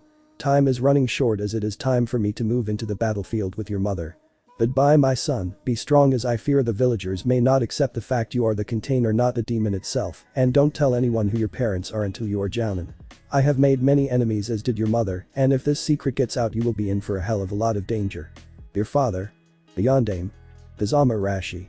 Naruto had just finished reading the letter as his eyes were wide from shock. He had always wanted a family. Every day he would see families walking around and spending time with each other. Every single time he saw that he felt a sudden empty feeling in him. He wanted that kind of attention, he wanted the love, he wanted a family. But finally, as he rolled up the scroll as looked at the Hokage he found out that he did have a family, he did have a father and mother to begin with. Aji sent to him was like his grandpa. As he finished rolling up the scroll he took a deep breath and looked at the Hokage, my dad's the Yondaime. Naruto yelled out, but luckily while he was reading the scroll, the Hokage placed some mute seals around the room as he knew what might have happened after he found out his family. Aji-san. Is this letter real? Asked Naruto with hope that it was. The Hokage smiled back at Naruto, hi, it is real. The young blonde was now jumping with joy and screaming with a smile that warmed any heart. The Hokage also smiled as a tear fell from his cheek as he thought, I have never seen Naruto-kun so happy. Can't blame him though, after all he has been through he most certainly deserves happiness.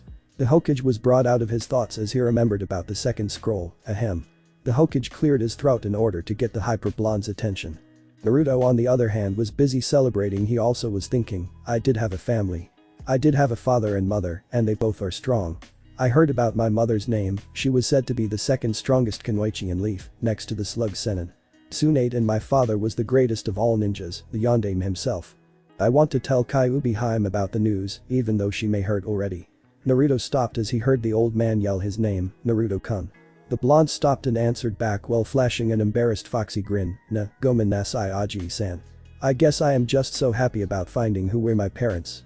The Hokage smiled at his answer, that alright, but I think you should open the other scroll. The Hokage handed the scroll to Naruto. Naruto-kun, this is your father's will. This will explain about the things he has left and any comments. Naruto looked at the scroll and saw another blood seal holding the scroll closed. He repeated his actions earlier with the scroll before. As the scroll unlocked and Naruto unrolled it, Naruto began to read the scroll. Dear Naruto. My son, looks like I have passed on. I have written this will before I have written my letter to you. I surely hope you have read that scroll first. Anyway, I would like to let you know about what you will inherit. You are now the sole survivor and heir to the Kazama clan. Now listen, don't go spreading around this or you will be in some deep cowshit. Naruto, as the heir of the Kazama clan, I will tell a little about the Kazama clan, we are fucking rich. That's right, we are as wealthy as the Uchihas and the Hyugas, but don't go telling that to everyone you see cause that would raise some suspicion on how Orphan got so much Ryu. Still it's kinda cool knowing that you are one of the richest clan members out there. Although you can't inherit it until you're 17. Just like the Rai, you will inherit the Kazama Estate at the age of 17. We may be as rich as the other major clans, we Kazamas prefer to live in a little smaller manner, unlike the Uchiha mini village or Hyuga town. Those are my own nicknames for their homes, they're fucking huge. Thus unknowing to the other clans makes us richer than them, but don't tell them that. Finally, I have a favor to ask of one of my students. If you are my son, you will probably unlock your Kekkei Genkai protecting someone. When that happens, show this will to a man named Hada Kakashi, he will train you to use your Taijutsu and being a ninja.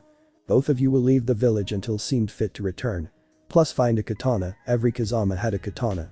Now for the good part, since you are the last of the great Kazama clan, you will have to practice polygamy, because the Kazama clan is a great part of the leaf strength. You lucky fox, but let's keep that between the old man, Kakashi, my sensei Jiraiya, and you for now. Live your life to the fullest, my son. Kazama Rashi. P.S. Don't forget about the family scroll located in your soon-to-be estate. Also, the old man has some money I left for you when you read this will. After reading the will, Naruto was feeling even more happy. He found out he was part of a powerful hidden clan. He was going to be fucking rich at 17 with an estate, and now he will get special training from the nice Anbu Hada Kakashi. He smiled at the Hokage, who in which smiled back. Oi, Aji-san, what's PP Pluga Polga PP polygamy, that's it? Naruto asked as he struggles to say his desired word. The Hokage looked at the boy strangely as he answered with another question, why do you ask?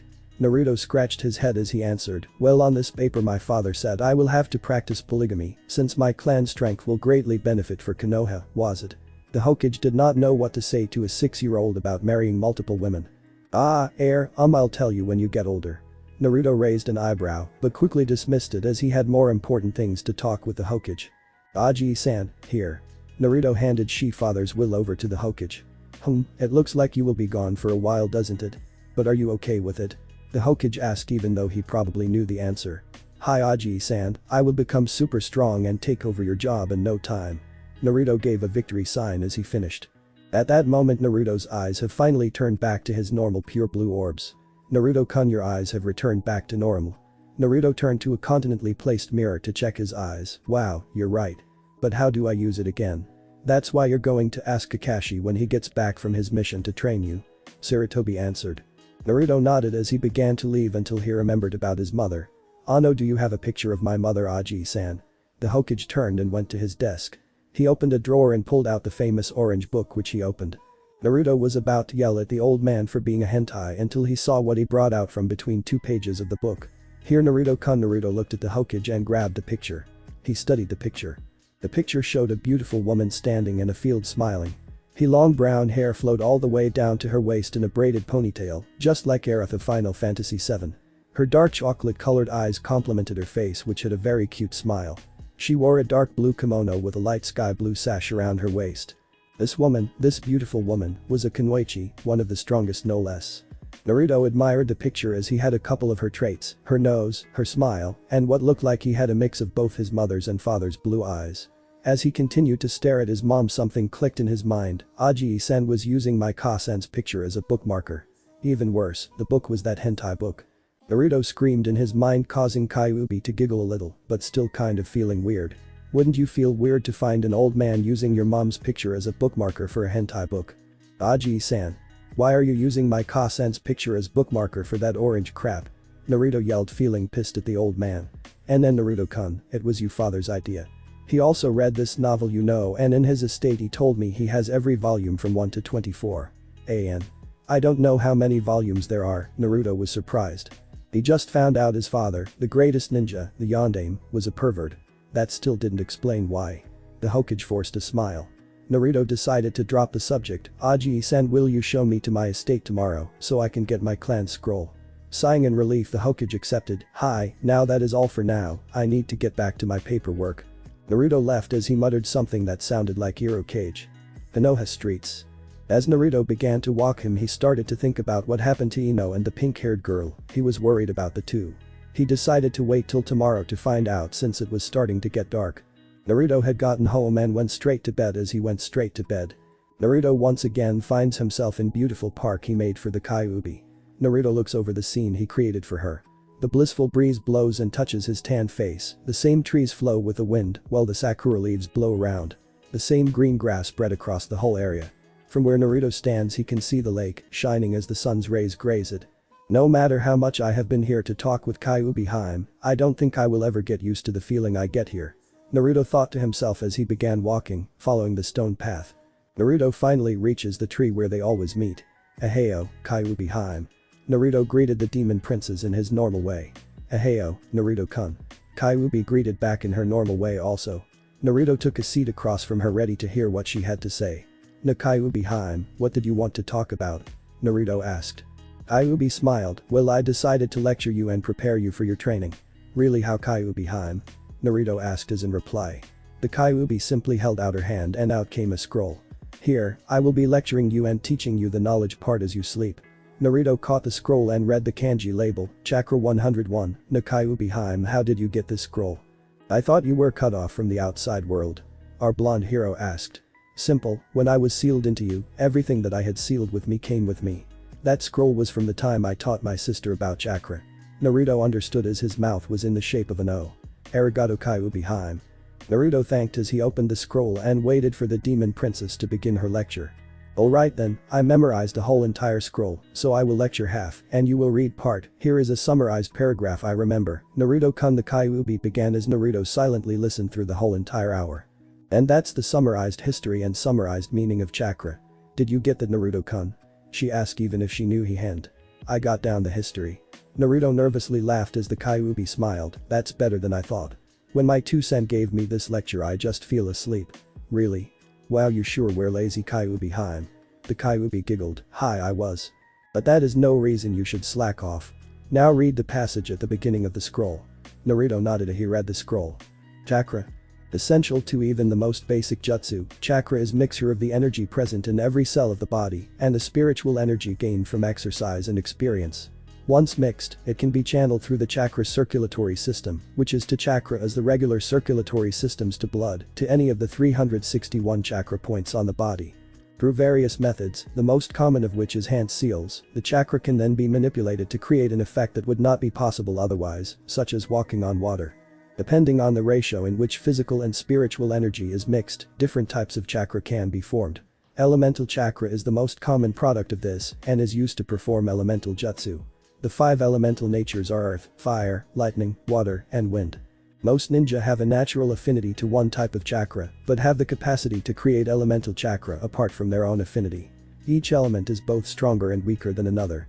The order is fire, wind, lightning, earth, and water, with each being weaker than the previous and stronger than the next. Water loops back into fire.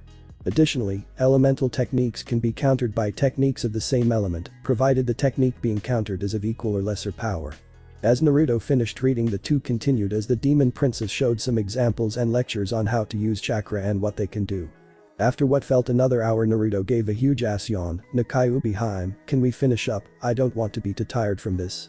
I have a long day tomorrow." "I guess we should stop, I am running out of ideas." The Kyuubi answered. "Oh Naruto-kun, I should have told you another ability has awakened." Naruto shot up like a rocket and was jumping up and down. "Awesome. What is it?" "Well, I have something cool like Super Foxy Speed or Breath Fire." Kyuubi giggled at her container's antics and excitement. "Sorry Naruto-kun, but it's nothing like that, but these abilities will help you get there and will a very valuable asset towards your training, but you will need a lot patience." Naruto toned down a bit, but one word caught his attention, abilities meaning more than one. "No, what is it?" "It's so exciting. Naruto-kun, one of your abilities have given you immense more stamina than a normal child should have, and the other is now you need less sleep to recuperate. Now they may sound kind of shitty in the short run, but in the long run you will thank me. With your training soon to begin, your stamina will help you practice more with a certain move, and with having to sleep more you will have more time to practice." Kyuubi finished as she took a deep breath. "Yada. Arigato Kyuubi-hime, arigato." Naruto glomped the demon princess in gratitude for the new abilities. "Thanks to you, these abilities will certainly help me with my dream of being Hokage." Naruto yelled while the demon fox blushed. "Why, you're welcome Naruto-kun." Naruto let her free as he began to disappear. "Ah. I guess I'm waking up, goodbye Kyuubi-hime." The Kyuubi, still slightly blushing from the attention, also waved back, "Bye Naruto-kun." Naruto's apartment. Naruto slowly opened his eyes and stood up from his bed. The room was still dark, as was the window showing Konoha was also still dark out. Must be around 4 or 5 o'clock in the morning. "Where's my clock?" Naruto looked towards his dresser and checked his clock. "Nani? It's still 2 o'clock." Naruto yelled but quickly put his hand over his mouth to muffle his scream. Damn, when she said I didn't need sleep she meant it. I feel like I've been asleep for a whole day. Might as well try out my stamina with some small exercise workouts. Naruto got out of bed and instantly began to stretch his body. Naruto decided to start with simple push-ups. Here we go, 1 2 3. Naruto continued until he finished 50 reps, then he switched to sit-ups, to some Hindu squats, and going back to the push-ups. Every workout consisted with 50 reps each.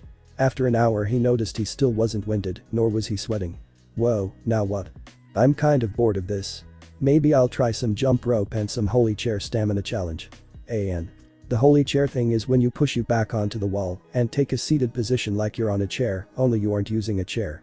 Naruto started with jump roping, doing a full 30 minutes without stopping. Shit. How long can I go, still not sweating or feeling winded? Naruto moved on to the holy chair challenge. He also did this for half an hour. By now he was just ecstatic about his newfound stamina. I do not think an average 6-year-old should have stamina like me. Then again, who said anything about me being normal? Naruto laughed as he decided to go for an early morning run. Why not, it's what 4 AM and what else is there to do? I want to find out my limits of this new stamina of mine, plus if I do this until I leave I will be at least a little prepared, right? With that Naruto changed into some warm clothing, a orange long sleeve shirt and grey long sweatpants. Naruto threw on some socks and putting his regular sandals on and left. Outside. Streets of Konoha. Naruto began running as the cold wind blew against his face and swayed his blonde spikes. The sky still dark as he continued to run. Naruto's breathing and steps echoed in the streets. His body shivered from the cold air that blew down his shirt. Naruto began to think about what has happened in the past 5 months. My life has really changed. First I get beat worse than before. Then I met the Kyuubi and befriend her. I also found out about Kyuubi Haime's past, even her family. Later I met Ino-chan. It was kinda embarrassing when I met he, but I honestly thought she was an angel. We got to know each other and became quick friends. Months later I even saved Ino-chan and that pink-haired girl. In the processes, I even unlocked my Kekkei Genkai, the Kaishugan. In the same day I even found out about my family. My father is the Yondaime, and my mother was an elite Anbu. Finally Otu-san requested to get training from one of his students. I can't wait till little Naruto stopped as he noticed something as he said training. Requested training, that means Kakashi-san can decline. If he did I wouldn't blame him though, I was part of the reason he lost his sensei. They seemed kind of close too for Otu-san to trust him with me. I surely hope he does not decline. I will try to ask him today. Even he declines I will become stronger without him. I'll be Hokage and everyone will have to respect me. Naruto picked up the pace as he now felt the burn in his legs. He had been daydreaming for a while after he pondered about his life. Naruto may have matured a little for a 6-year-old, but he still is a 6-year-old child after all. His childish dreams popped up from time to time, he couldn't help it. Before he felt the burn he had been dreaming about a giant bowl of ramen, then 2, then 3, then can it be? Yes 4. 4 giant bowls of ramen. Naruto entered his house, his legs burned and he worked up quite a sweat. Wow, 4 straight hours with this stamina, and this is just the beginning. If I can get Kakashi-san to train me then I am all set. Naruto took off his cloths and went into the shower. Naruto entered the shower as the hot water hit his body. The heat calmed his legs as he began to relax. After his shower, Naruto walked out in the buff while drying his hair with a towel. Why bother with covering up anyway? I live alone and nobody would come here anyway, this is my kingdom. Naruto finally finished his little rant and put on some cloths. He threw on a plain orange t-shirt and blue shorts that went just past his knees. Naruto suddenly felt his stomach rumble. Yada ramen time. Naruto quickly got his kettle and filled it up with water. He placed it on the fire and waited for nature to its magic. After sitting for a few minutes and talking to himself Naruto heard the kettle whistle.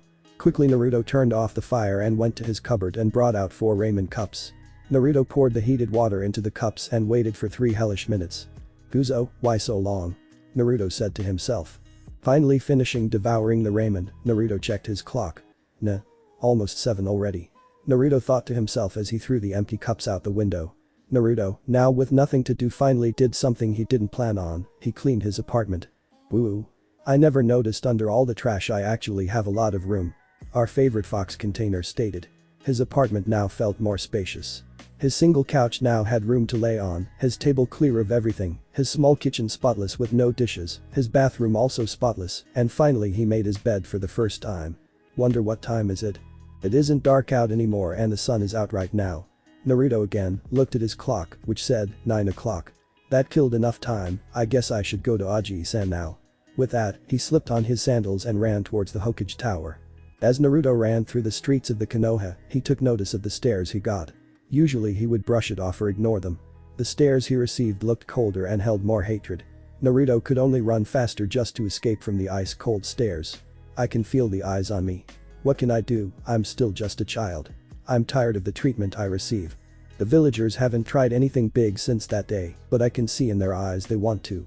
Naruto picked up his pace as he saw the tower ahead. Finally, our favorite fox boy made it to the tower as he stood in front of the Sandium secretary. She must be new, I didn't see her yesterday. Still, I can't take my chances. Naruto walked up the woman, Gomen-ni-chan. The secretary stopped her writing and saw the young boy. She noticed the whisker marks he wore on his cheeks. Is this the demon everyone was talking about? He is just a child, how could the villagers say such a thing? Oh, good morning. She said with a warm smile. Naruto relaxed as he felt she wasn't like the rest of the villagers. May I please see the Hokage, if that's alright? He replied with a little innocent smile. Sorry, but he has a very important meeting that just came up. The woman replied, feeling a little sorry for the boy. Naruto drooped slightly. But the Hokage asked me to tell you to come back a little after lunch. She said, brightening the boy's spirits. Really? Arigato ni-chan, see you after lunch. With nothing planned for the morning, Naruto just wandered around. Bored. What is there to do? Ah. I'll go see Ino-chan, I hope she and the girl are okay. Naruto now headed for the Yamanaka florist shop. Aheyo. Naruto greeted as he entered the flower shop. Ino was arranging some flowers when she heard the call. There was only one person, outside of family, call her with a chan suffix. Naruto-kun, you're alright. Naruto flashed his foxy grin as he walked up to Ino while noticing her mother at the counter as she smiled at him. Aheyo, Hakubo-san, an. Hakubo may sound like a guy's name, but it means Aunt Auntie, sounds weird huh? Naruto greeted her as he turned his attention back towards Ino. Oh no, Ino-chan think you can play right now. He gave another innocent smile identical to the smile he gave towards the secretary. Ino really wanted to play with Naruto, he wanted to introduce him to the pink-haired girl. Sorry Naruto-kun, but I circa go now Ino, have fun with Naruto-kun. Introduce him to your new friend Haruno Sakura, that's the one. Her mother interrupted as she gave willing smile. Arigato, Ka-san. Ino quickly thanked as she took off her apron and grabbed Naruto's hand. Let's go Naruto-kun, I want you to meet Sakura-chan. Naruto quickly bid farewell to Ino's Ka-san, Gomen Hakubo-san. Ino leading the way and Naruto finally running at his own pace followed. Ino-chan, where are we going? Remember the pink-haired girl? Ino answered back. Naruto raised an eyebrow, yosh. Maybe I can make her my friend also. Ino smirked at her friend's antics, don't be too forward though she's a little shy. Naruto nodded as they reached the home. Ino and Naruto walk up to the house door and knock on it. The two patiently waits as the door finally opens. Behind the door reveled a woman, with similar pink hair to the young girl they met yesterday. Ino-chan, oh, and you brought a friend too. Aheyo, Imi-san. This is Naruto-kun, he was the one who protected Sakura-chan and I yesterday. Naruto blushed as he wasn't used to the attention. Well, arigato Naruto-kun. Please come in, Sakura-chan is in the living room. The three entered the living room to see the same pink-haired girl reading a scroll. Sakura-chan, Ino-chan's here. The girl now known as Sakura, looked at her mother with Ino beside her entering. Also she saw another person, it the boy who saved her. She also brought a friend too, I bet you recognize him. Sakura looked at the boy, it's him, that boy who saved me. Ino told me his name was Naruto. She thought to herself as she stood up and introduced herself, Haruno Sakura. Domo arigato for saving me and Ino-chan yesterday. Sakura held out her hand as Naruto shook it. Uzumaki Naruto, no need to thank me. If I'm going to be Hokage then I need to protect everyone even if I don't know them. Naruto smirked and pumped his free arm. Haruno Imi watched as her opinion of the blonde boy differed from the majority of Konoha. This is the demon boy. True he is a boy, but look at him. He is nowhere near a demon, save for the whisker marks. Imi smiled as she also knew Sakura may have made a new friend, she knew about her being bullied, and it was nice to know there were kids who didn't and attempted to make friends with her. Alright, have fun you three, I have some chores to do. Imi walked away as the children went on their business. Sakura-san, what were you reading? The demon container asked. Oh, I was just reading a scroll about chakra and stuff. Wanna read with me?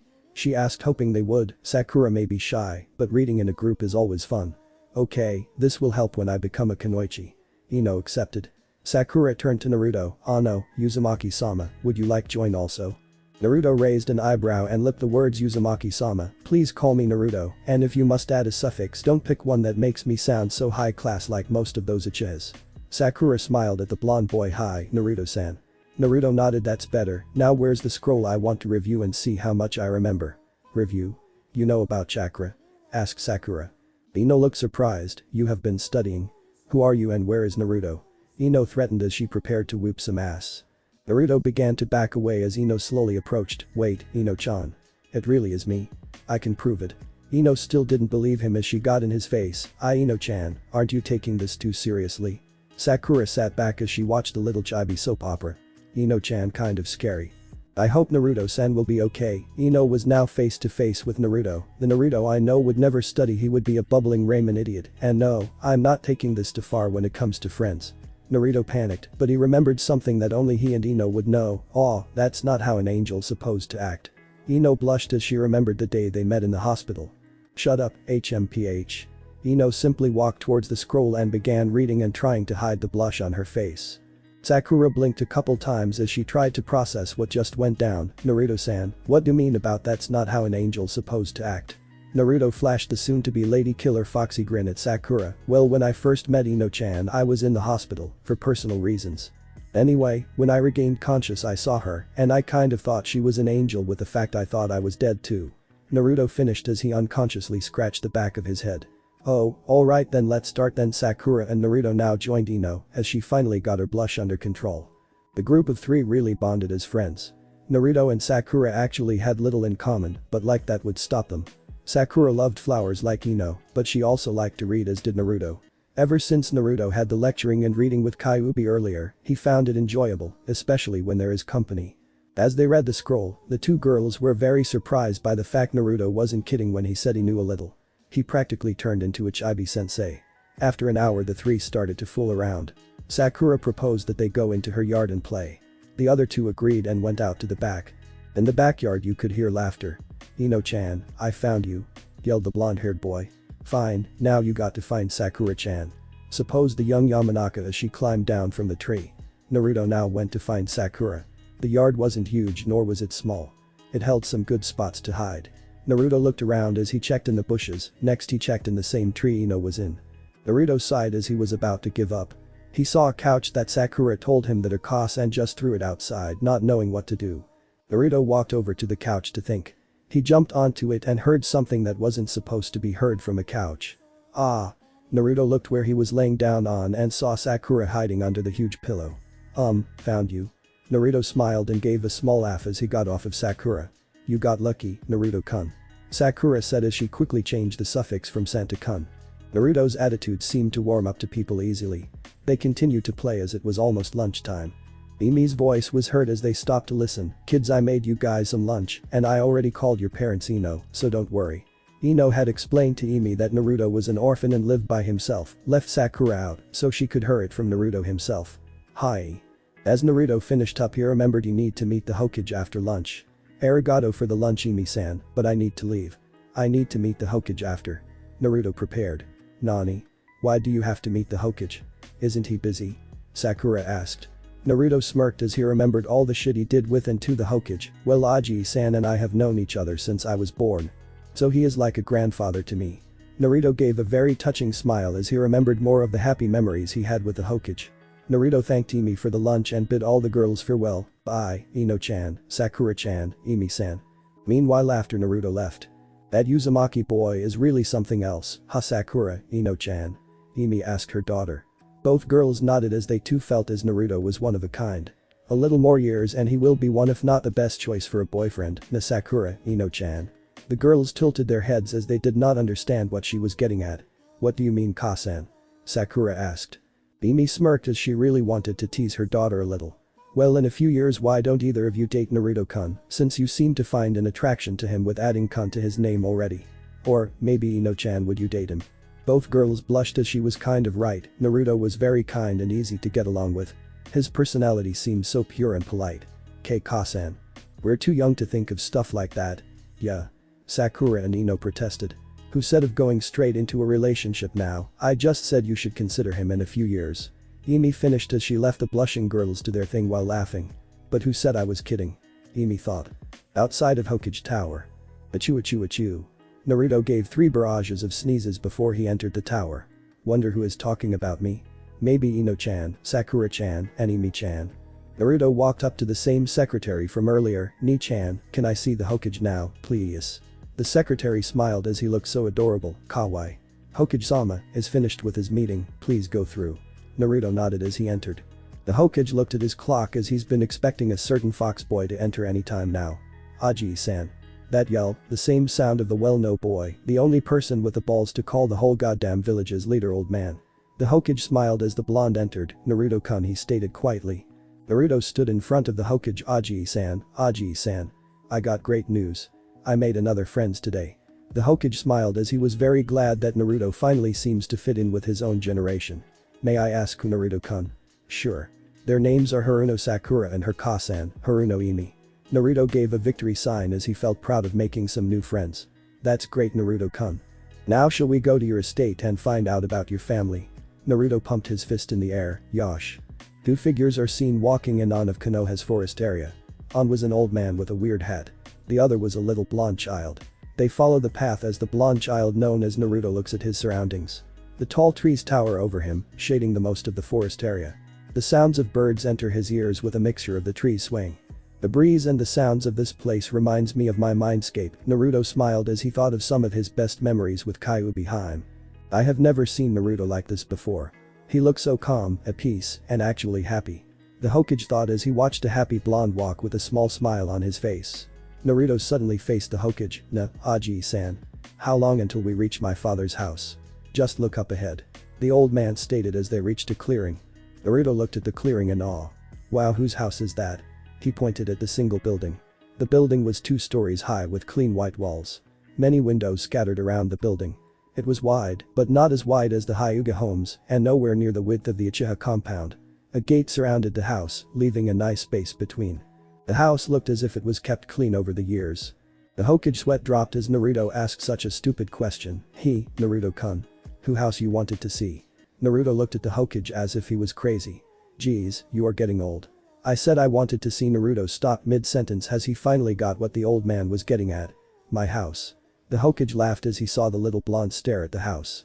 "I'll forget the insult and let him have some fun. Naruto-kun, let's enter now." Naruto and the Hokage began to walk towards the house. The area around the house was beautiful. The grass was open and undisturbed by any civilization. There was a calm river flowing that went past the house.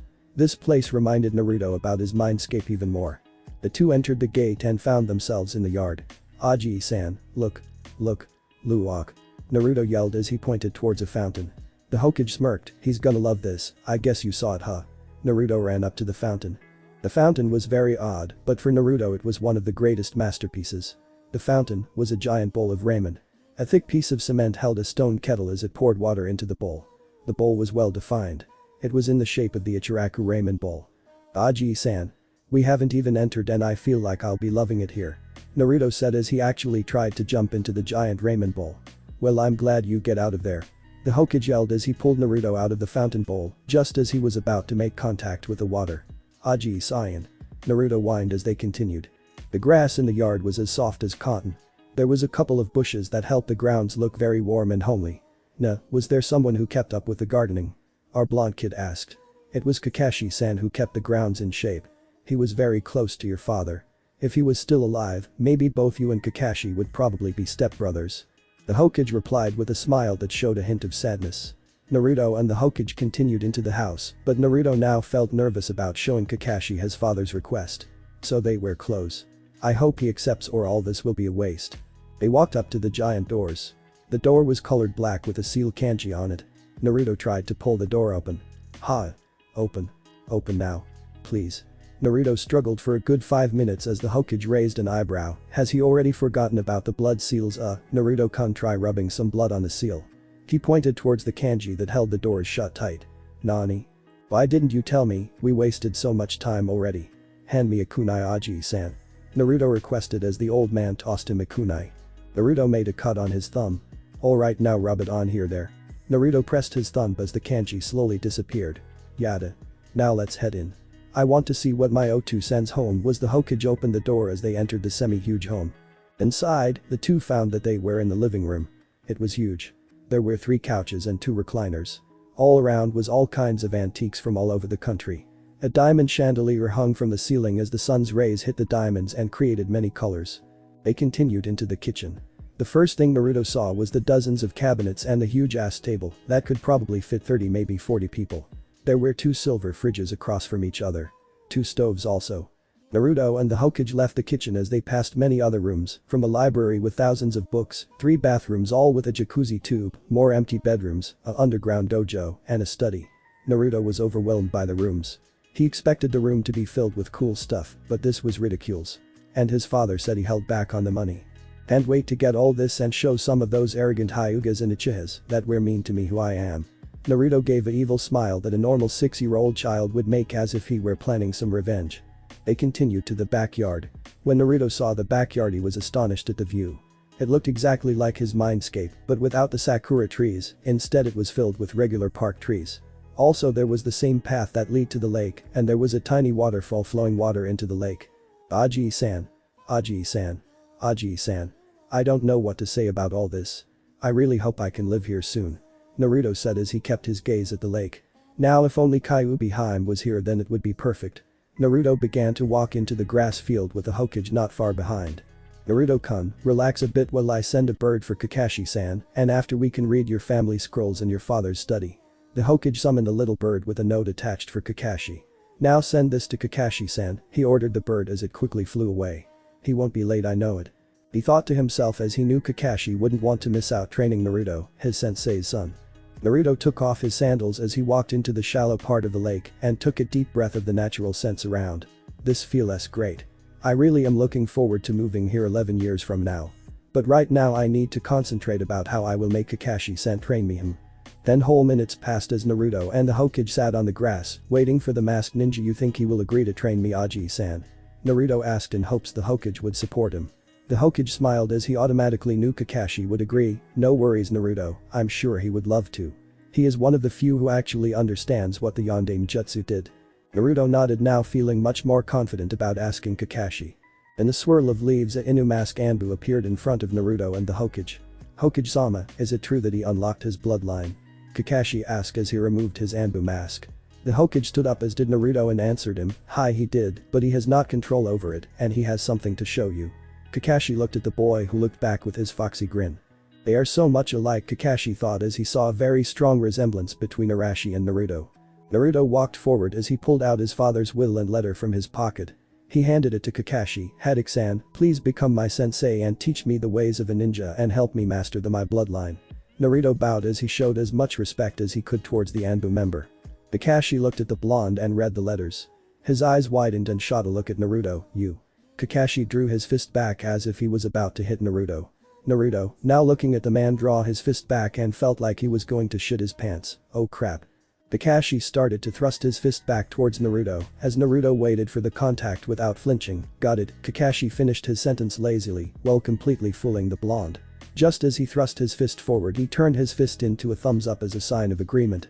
I love doing that, Kakashi thought. Nani?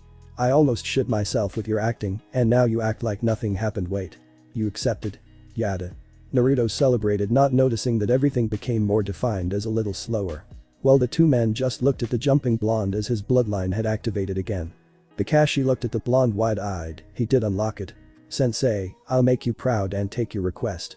I wish I could have earlier though, Baka Council, I just can't wait to see the looks on their faces when they find out about Naruto as a Kazama, the masked pervert thought to himself.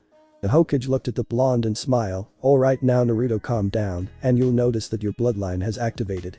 Naruto calmed down and he did notice the changes in his eyesight. Aji-san, let's go to my Otu-sen study and learn about my clan. Naruto pumped his fist into the air. Naruto, hold on. Try to deactivate your Kaishugan, Kakashi asked. He was kind of worried that Naruto would suffer from chakra exhaustion. No worries, Kakashi-sen, as Naruto had very high chakra reserves for a child and we both know the first stage doesn't take much chakra anyhow. Although teach how to control it when you begin your training. Since you can deactivate your Sharingan and the process is very similar, why don't you turn it off anyway? The Hokage asked as he always wondered why he could deactivate his Sharingan. Unfortunately, Kakashi was already in his orange Bible. Huh? You say something, Hokage-sama? You lost me at similar, the Hokage just sighed. Just come on Naruto-kun, Kakashi-san, you have to read about your clan. The group of now 3 entered the study. The Hokage walked up to a shelf and moved a couple books and scrolls. He soon brought out a fat scroll labeled Kazama Clan. The Hokage laid the scroll on the desk. "Here Naruto-kun, you can start reading." "Hi Aji-san." Naruto sat on the chair which was placed behind the desk. Naruto opened the scroll and began to read about his family, his clan, his home, the Kazama clan. The Kazama clan, rewritten by Kazama Arashi. History: the Kazama clan has been dated back from the birth of Konohagakure. This clan was well known for two things, the mastery of seals and the speed and agility every clan member had. The Kazama clan had the potential to become a very famous clan, as they played a giant role in each major and minor war Konoha had been engaged in. Although the clan had the opportunity to become a well-known name as the Uchiha or the Hyugas, they were people of very subtle and reserved when it came to their clan. The Kazamas may have been quiet as a clan, but individually they were known to be loud-mouthed when needed. We are known to have also been very dense. The male usually and mostly is, but when the situation becomes serious, a Kazama will act as proper. Another known fact is, when a Kazama has set their eyes on a goal, they will do everything possible if not do the impossible, in order to make it a reality. Finally, for all known history of the Kazama clan, it has been also known that every male of the Kazama loved ramen. Abilities: fighting style: the Kazama clan has mainly two family taijutsu styles. One family style is their own taijutsu. It is simply named the Kazama style. It is the very root of the Kazama family. More detail is in the taijutsu scroll. The other is the Kamikaze Kabushi. This style was based off of the Drunken Fist, though at the same time they are completely different. As stated earlier, the Kazamas are very skillful in seals, stealth, and speed. A few of their jutsus only complements their speed, as the jutsus are made for close combat contact. For example, Futen. Kei's Handu. For a simple name comes a very simple but extremely deadly technique. In a summarized form, the user collects and controls the wind around his or her foot and concentrates it around the foot. When used as only as a flying kick towards the target's head, results with a clean sweep of severing the head and making a quick getaway. There are many more jutsus. This was just an example of a Kazama C rank jutsu. Kekkei Genkai: the hidden Kekkei Genkai known as the Kaishu Gan. The Kaishu Gan is similar to the Sharingan and Byakugan, thus sparked a rivalry between the three. Like the Sharingan, the user's eye reflexes become more advanced as the eye matures and evolves. Another Sharingan similarity is, at a certain maturity of the Kaishu Gan, the user can automatically see through a Genjutsu. Although the user cannot copy a technique as does the Sharingan, the user's eyesight also becomes more defined. That similarity is taken from the Byakugan, but the Kaishu Gan's user can find a single person's chakra signature as the eye sees the body. The Byakugan can only see the chakra coils. Finally, the maturity of the Kaishu Gan can be seen just as a Sharingan. As the Sharingan has the tomos, the Kaishu Gan has triangles pointing towards the pupil in replace of the tomos. Each triangle gives the user one of the set abilities earlier. The Kaishu Gan is very hard to master and takes much longer than a Sharingan or Byakugan to master. There have only been a handful to reach 3 triangles. On a side note, there has been jinx placed with the Kaishu Gan. Those who see the assassin's eye shall never live to tell about it. Others: as one of Konoha's strongest clan, the council is known to do almost anything to save one of its clans. If for instance there is a Kazama shortage or there is a lone Kazama left, the male or a female she will bear a child she is when ready, and the first male born from the female will be accepted to practice polygamy. Also, each Kazama is a master of a certain weapon of their choice. Kazamas today: the Kazamas have died out from the last war. There are only 2 Kazamas left. One is the Yondaime, and the other is his unknown son. The Kazamas have kept their clan hidden well, and maybe someday they will get tired of the shadow. And when they do, they are going to kick some ass. Kazama Arashi. Naruto finally finished reading the scroll as he took a deep breath. His mind processed the new given information. Aji-san, I finally finished. But it looks like to fully understand my Otu-sen's clan, I will need to learn about their jutsus. The Hokage looked up from his orange book, which he began reading as he gotten bored. That's right, Naruto-kun. Your father became as great as today only because he fully understood his clan's specialty in speed and seals, that he molded most of his fighting styles into that asset. Kakashi nodded as he joined the conversation. He is right, Naruto. His signature technique made him move as fast as a god. It was called the Hiraishin no Jutsu. He saved many people with that move. Kakashi started reminiscing about his adventures with his sensei. A rush of pride slipped into Naruto as he felt proud to be the son of a true hero. Otu-san, I will surpass you, and when I die and see you I will make sure to rub it into your face. Haha. Naruto smiled at the thought of surpassing his father and being an ass about it. The Hokage looked at the clock placed on the desk. It's around 2 p.m, let's go Naruto and grab some of the jutsu scrolls for your training, the Hokage commanded as he pulled out a scroll and opened it. And put them in here to make it very easy to carry. Naruto grabbed some scrolls from each section. He grabbed a couple and threw them in. That should be enough na? Aji-san. Hi, now let's go, we need to buy you some ninja gear for your trip. The Hokage said as he sealed the scroll and handed it to Kakashi. Already, Aji-san?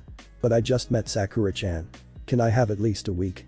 Naruto asked as he was tearing for the fact he just made a friend, but he had to leave them for a while. The Hokage smiled, no worries Naruto-kun, we're just going to buy your supplies and all. You and Kakashi-san will leave in about a week, so say goodbye to your friends while you have the chance. Naruto's face brightened as the old man let him have the week. Arigato Aji-san, Naruto screamed and jumped up and down with excitement. Kakashi smirked behind his mask. Like father like fox son, he thought while he took the scroll from the Hokage for safekeeping. The trio walked out of the soon-to-be house of Naruto and headed for the shopping district. Trail back to shopping district. On the way back, Naruto remembered some of the things he didn't understand from all the scrolls he read. I wonder if I can get some answers from Kakashi-sensei, he thought as he turned to the masked pervert. Kakashi-sensei, can I ask you something? Naruto asked as they continued walking. Kakashi looked up from his book.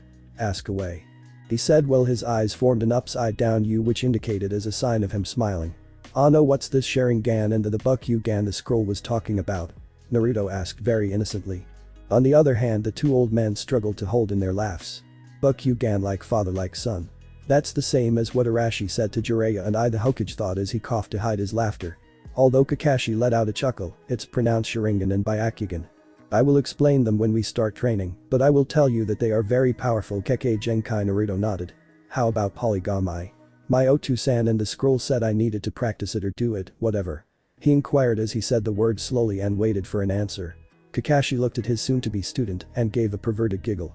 You no idea how lucky you are, Naruto. It's simple really. You just need to We're at the entrance to the shopping district, let's hurry up, I got papers to work on ya. The Hokage interrupted Kakashi as he gave him a look that told him to not tell him just yet.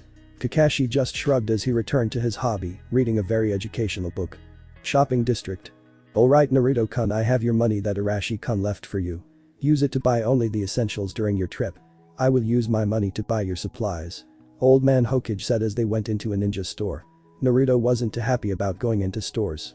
Usually when he entered he was either kicked out or overpriced, and he means overpriced. Aji-san, are you sure they will let me buy things from here? Naruto asked with an obvious sound of uneasiness in his voice. The Sandame sighed as he all too well knew about how he was treated, but what could he do? Damn villagers, I pray to Kami that when he becomes Hokage, he will show them all who he is and who he is related to. He thought to himself. I'm positive about it, these people are good friends with me, and they were friends with your father. Sarutobi said to Naruto. Kakashi just walked in with the three, keeping to himself and his book. Naruto entered with the other two men and looked around the shop from the entrance. The shop wasn't one of those humongous flashy place which they only sell for looks not quality. The walls were dressed with many types of shinobi clothing. The aisles had all kinds of shinobi equipments. A man was at the register reading a very familiar orange book. Behind him were some weapons hanging on the walls. In front of him was a long glass case which stretched from wall to wall. Inside the case were kunes, shurikens, exploding tags, and other ninja supplies. Heyo, Kazuki-san, the Hokage said towards the man at the register. Hokage-sama, Kakashi-san, welcome. Oh, and who are you? The man known as Kazuki greeted and looked at the Kyuubi container. Naruto trusted the old man and greeted himself without a doubt in his mind. Afternoon, my name is Uzumaki Naruto. Future Hokage. Kazuki held his hand out and showed a smile towards the young blonde, Sendo Kazuki, shinobi store owner. The two shook hands. Our favorite masked pervert sat back on a chair and read his book until he heard the Hokage call for him. Oi, Kakashi-san, help Naruto pick out some cloths for his training, and the others too. Kakashi got up and walked over to Naruto, who was looking at random clothings. Naruto, I'll let you pick your clothing, but the color must be dark to understand. Kakashi ordered. I like the feeling I had, ordering GAKIS brats around. No wonder sensei loved to order us around.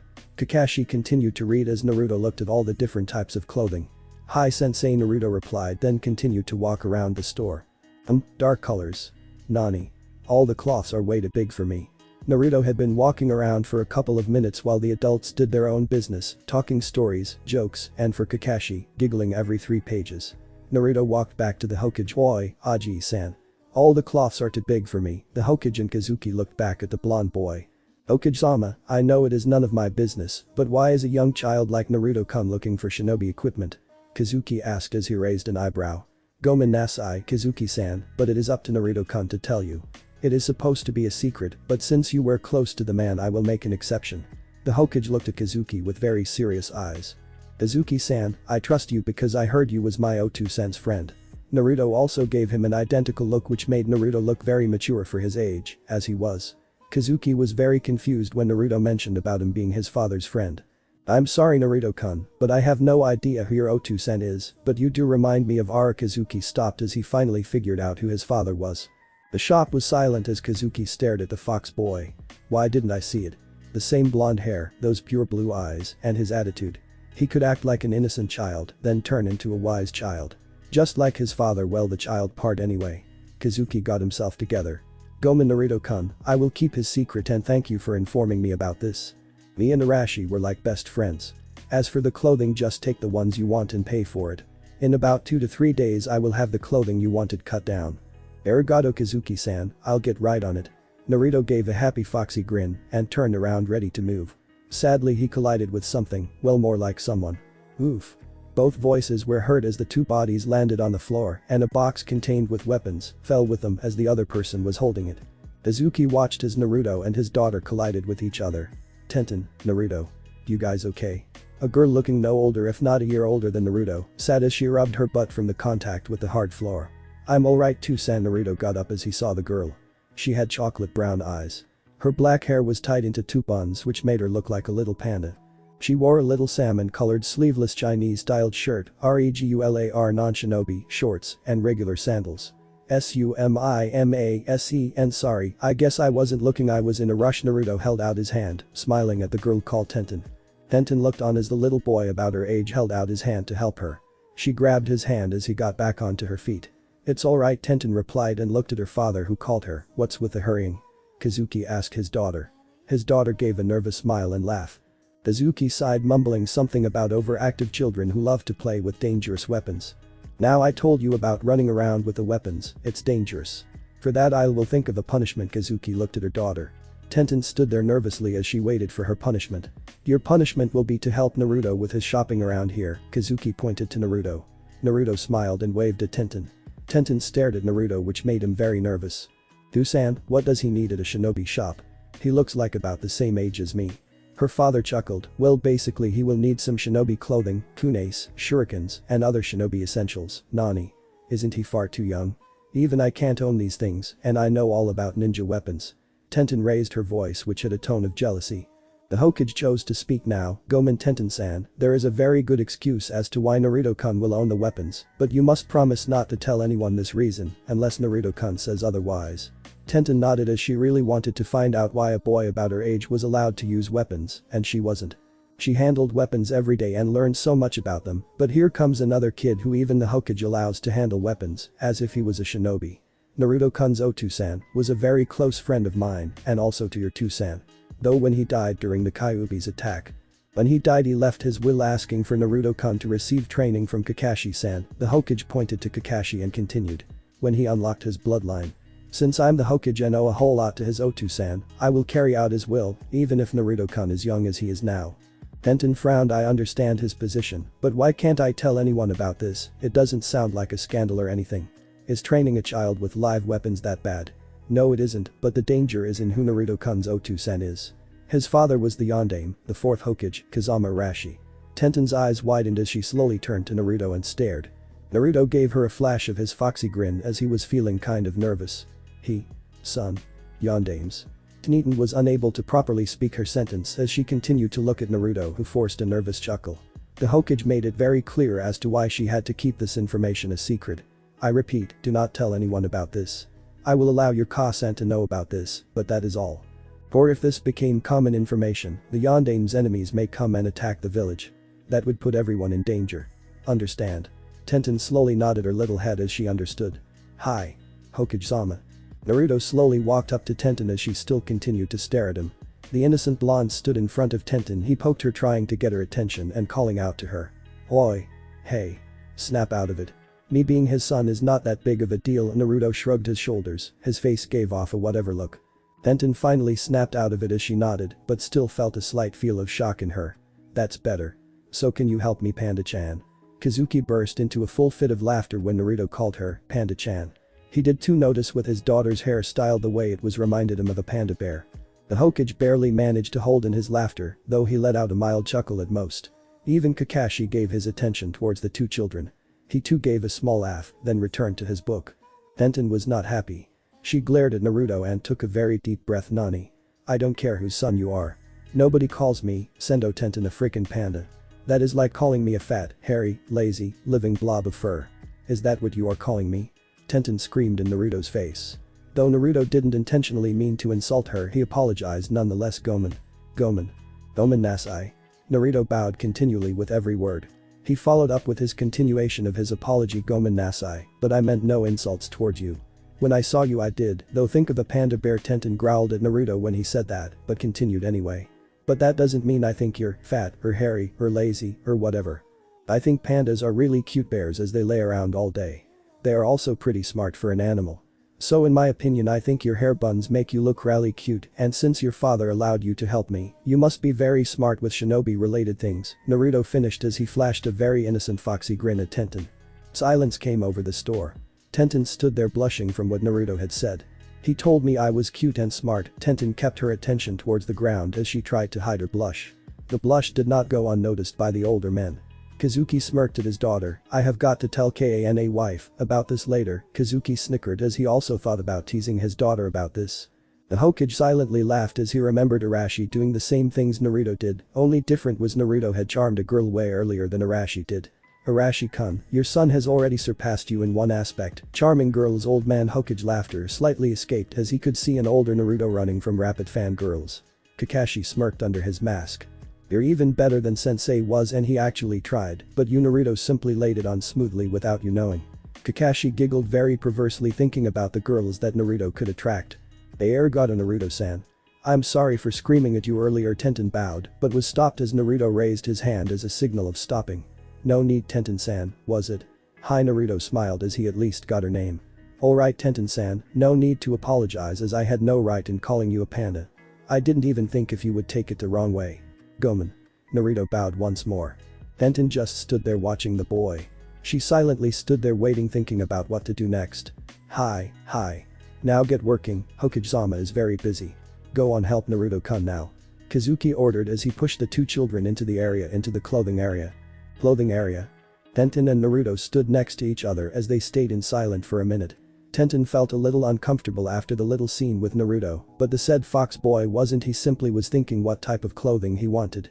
No, what kind of clothing would you want? I don't think we have anything for your size. Tenten broke the silence. Naruto's head snapped up.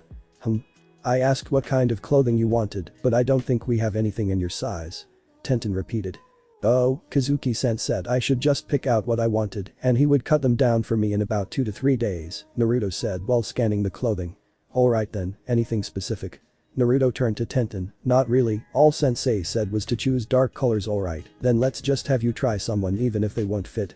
Let's go Naruto-san. The two children went through all kind of clothing. They finally settled with a set. Finally, after an hour of searching for the right clothing, the two children returned to the adults. Naruto walked up to Kazuki with his sets of clothing. He chose a black shinobi fishnet shirt, a long-sleeved very dark blue jacket, black shinobi pants, and dark blue shinobi sandals. Here you go, Kazuki-san. Naruto handed the cloths to him. Then he noticed the bags around the Hokage and Kakashi. Aji-san.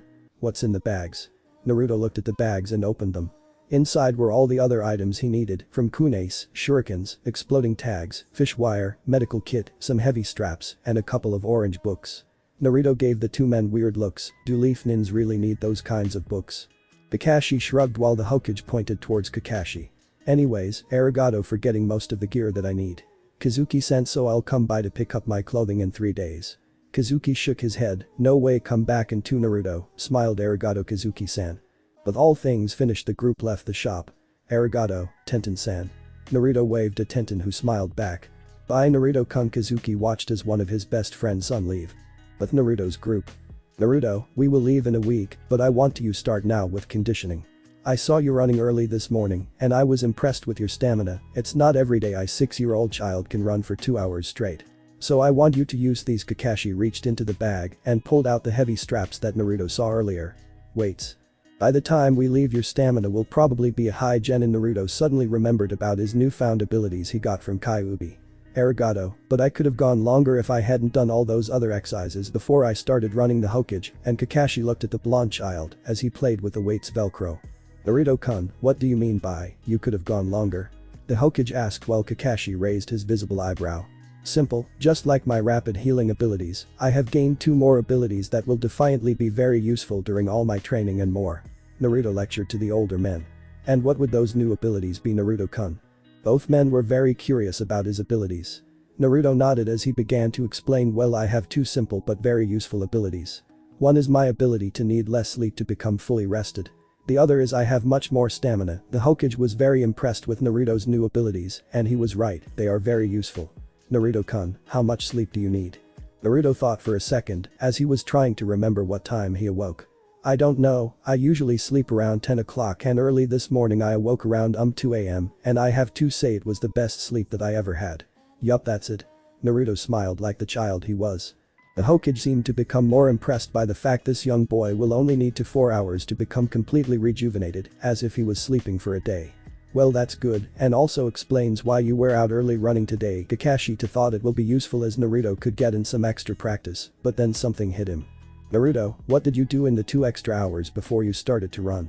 Naruto looked at Kakashi. Oh, I was just doing some push-ups, sit-ups, and squats in the first hour non-stop with 50 sets each. Then into the next hour I got bored, so I began to do that holy chair stamina test and some jump rope directly after my workout before. After that hour I decided to go directly for a run. See that I wasn't even slightly winded, yet Naruto answered them as if his workout was just a walk to his mailbox. Then Naruto. Tell me that you're lying. Kakashi raised his voice but kept it controlled enough to not gain some attention. The Hokage also wanted to know if he was lying. Yes, Naruto-kun, please tell us you're lying. Naruto looked at the two as if they tried to kill a healthy bird by throwing it off a cliff. No, I'm not. I'm telling the truth. You don't like my abilities, do you? Naruto sadly said. He could feel the tears starting to come out of his eyes. His face showed a face of unhappiness, not a childish sad face, but the face of being rejected by his closest people. Naruto looked down trying to stop the tears from flowing. He gripped his hands into a tight fist. Naruto was about to turn around and run away until he felt the old man hug him. The Hokage saw the blonde boy took his answer the wrong way. How could Naruto think he would not like anything Naruto did? He was like a grandson to him, hell. Not matter what anybody says, he is his grandson. The Hokage went down and hugged his grandson. No, I don't, Naruto-kun. I could never hate anything you do. You suffered too much now, you like a grandson to me, so stop crying, the Hokage said as he let go of the crying boy. Kakashi stepped closer towards the boy after the Hokage let go. He raised his hand and ruffled the boy's spiky blonde hair. Naruto, you have indeed went through too much and I could not do anything about it. You were my sensei's son. Your father treated me like one of his sons. He supported me in my childhood when I was on his team. I too grew up an orphan and I have him to thank for taking place as a father figure. So in a way we are like brothers, so stop crying. Uto younger brother. Kakashi smiled under his mask, but Naruto could feel him smiling and smiled back. He understood that they did not hate him or his abilities. Arigato, Aji-san. Kakashi sends Iniki Naruto and the two men continued to walk towards to where Naruto claims to be heaven, Ichiraku's raiment stand. Time skip. It has been 6 days since Naruto went to his real home. By this point, he had told Sakura and Ino about his leave and explained why, but instead of saying who his father was, he told them the Hokage wanted him to keep his identity a secret for a while. Needless to say, the girls were very angry and sad. Mostly Sakura is sad and Ino of course was angry, very angry. So every day they played with each other as much as they could. As a going away present, Ino and Sakura pulled their money together and bought Naruto a dark red scarf. It was a little big, but since they did not know when Naruto would return, they all thought he would grow into it. Naruto told them they wouldn't be able to see him. Unfortunately, Kakashi informed him that they will leave when Naruto awakes, which is pretty damn early. But he told girls he will make it up to them when he returns, he promised. During the nights, Naruto studied from Kyuubi. She had taught him more about chakra, demonstrated how to use chakra, explained chakra control, and even taught him how to lower his chakra levels. Though he could not do them in his mindscape, he knew when he started his training tomorrow, he would be way ahead than what Kakashi expects. Naruto also learned about his mother. Apparently she was one of the greatest kunoichi. She was known to have an affinity towards lightning. Her name was Ryuko Inagawa. She was an only child of an average family from Konoha. She was the last of her family. They were not a clan but were very close with the council. When Arashi and Ryuko got married, only Jiraiya, the Hokage, and Kakashi were informed and were told to keep it a secret. Random part of the forest close to a river. Naruto woke from his nap under a tree. Darn, must have dozed off. Not surprised though, if it wasn't for these weights I wouldn't be so tired. But waking up early in the morning and doing my workouts, then running the full 2 hours and finishing up with playing with Ino-chan and Sakura-chan will pay off later. Naruto stood up while feeling the ache in his muscles. He sucked up the pain like the man he will soon grow into and began to walk home. When I get home I guess I should go straight to sleep, Kakashi-sensei, and I will leave at 1 AM. Naruto continued to walk until he heard some voices close towards the river. By the river, two men are seen staring at each other.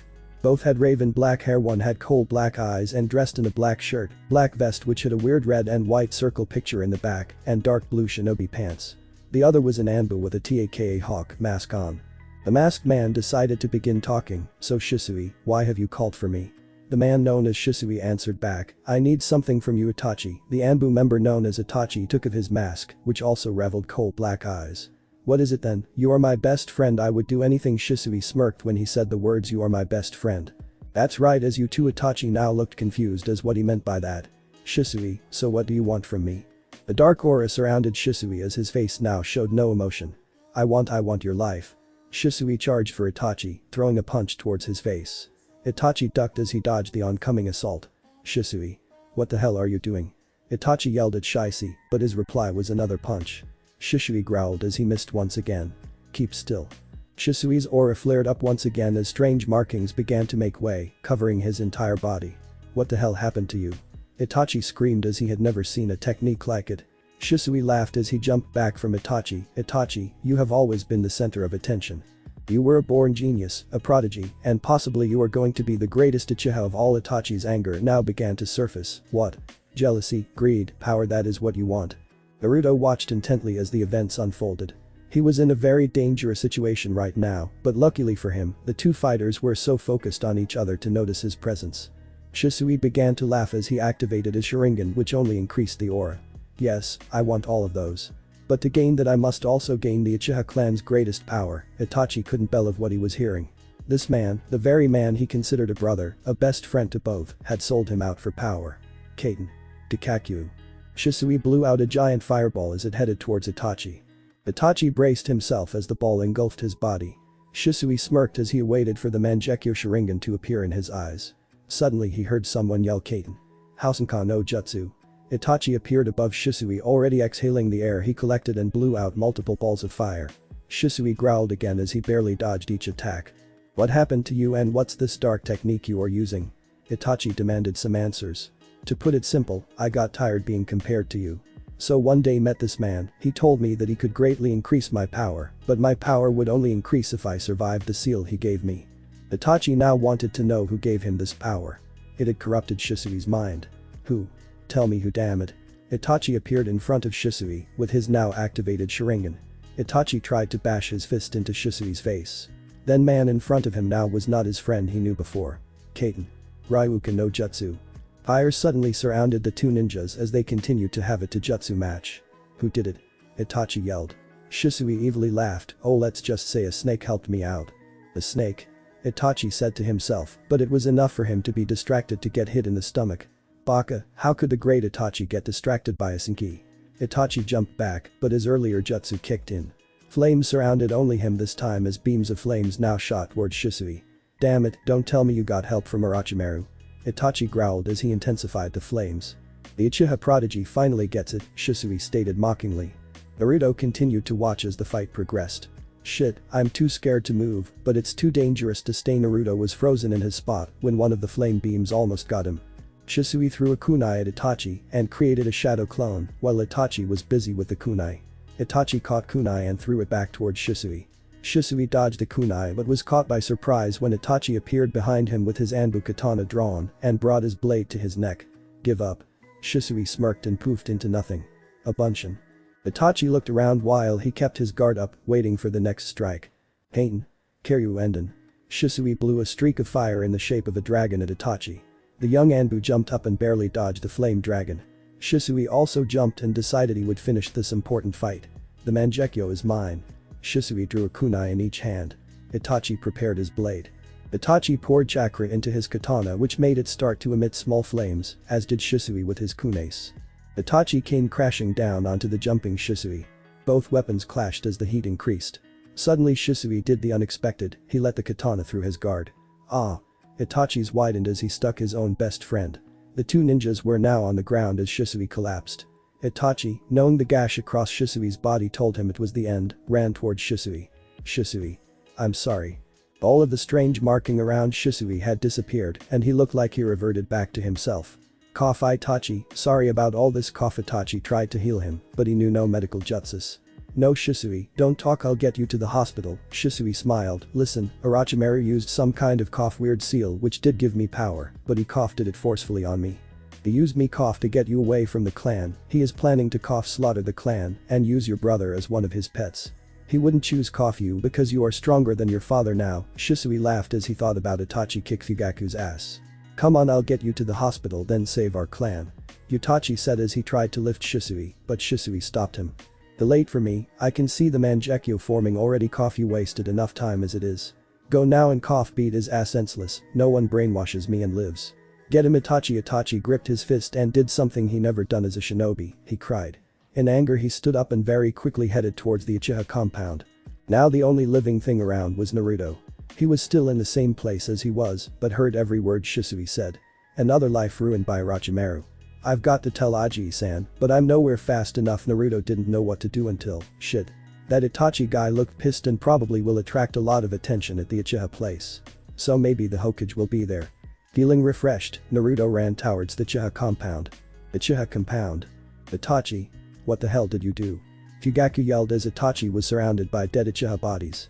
Itachi laughed as he pointed his bloody katana at Fugaku. I killed them and you are next, ku.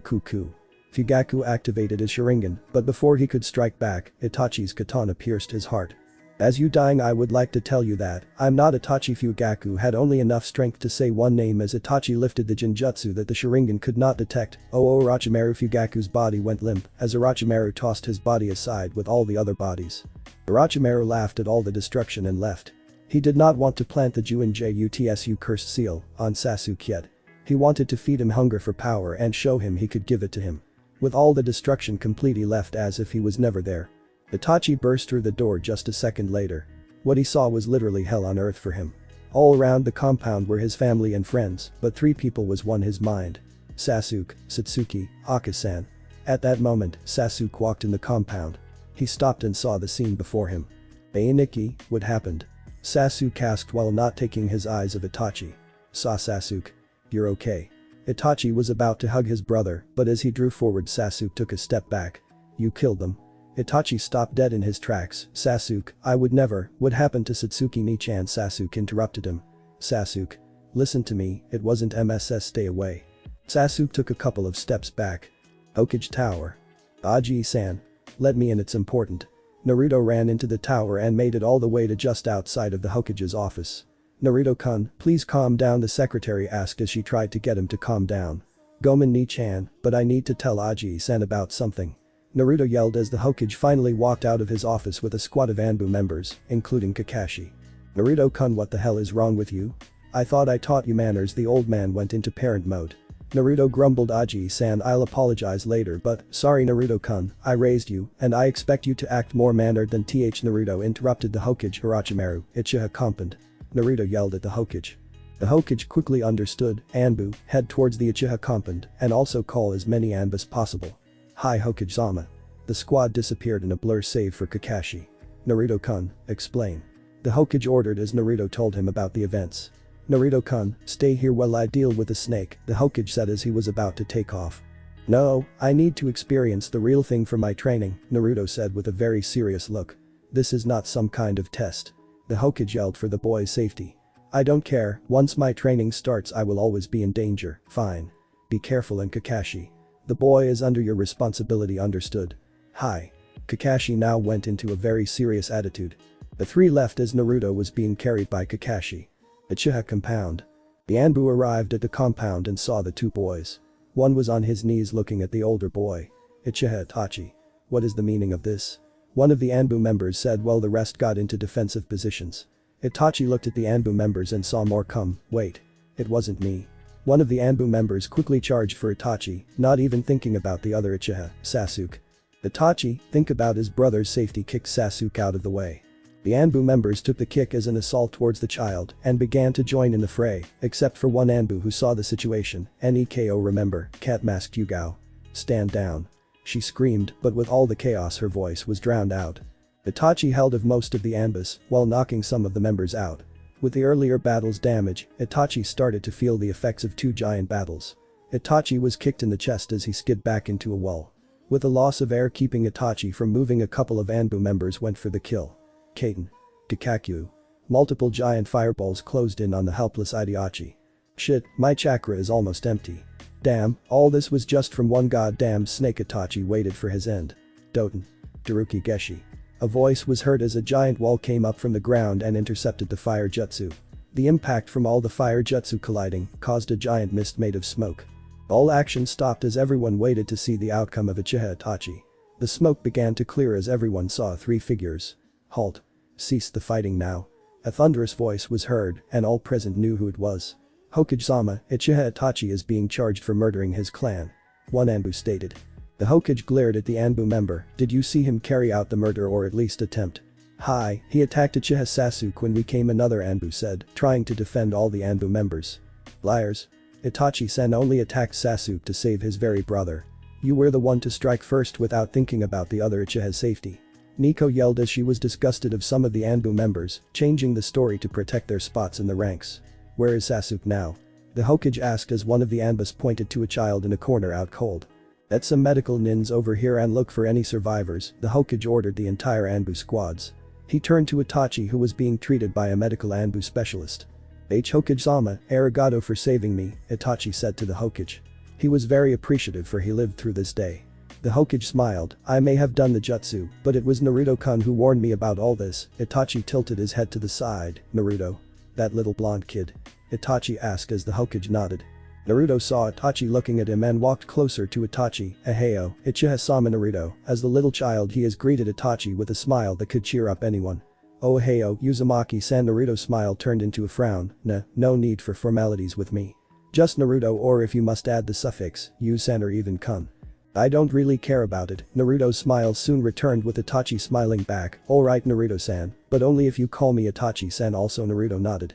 Itachi-san. You are really strong.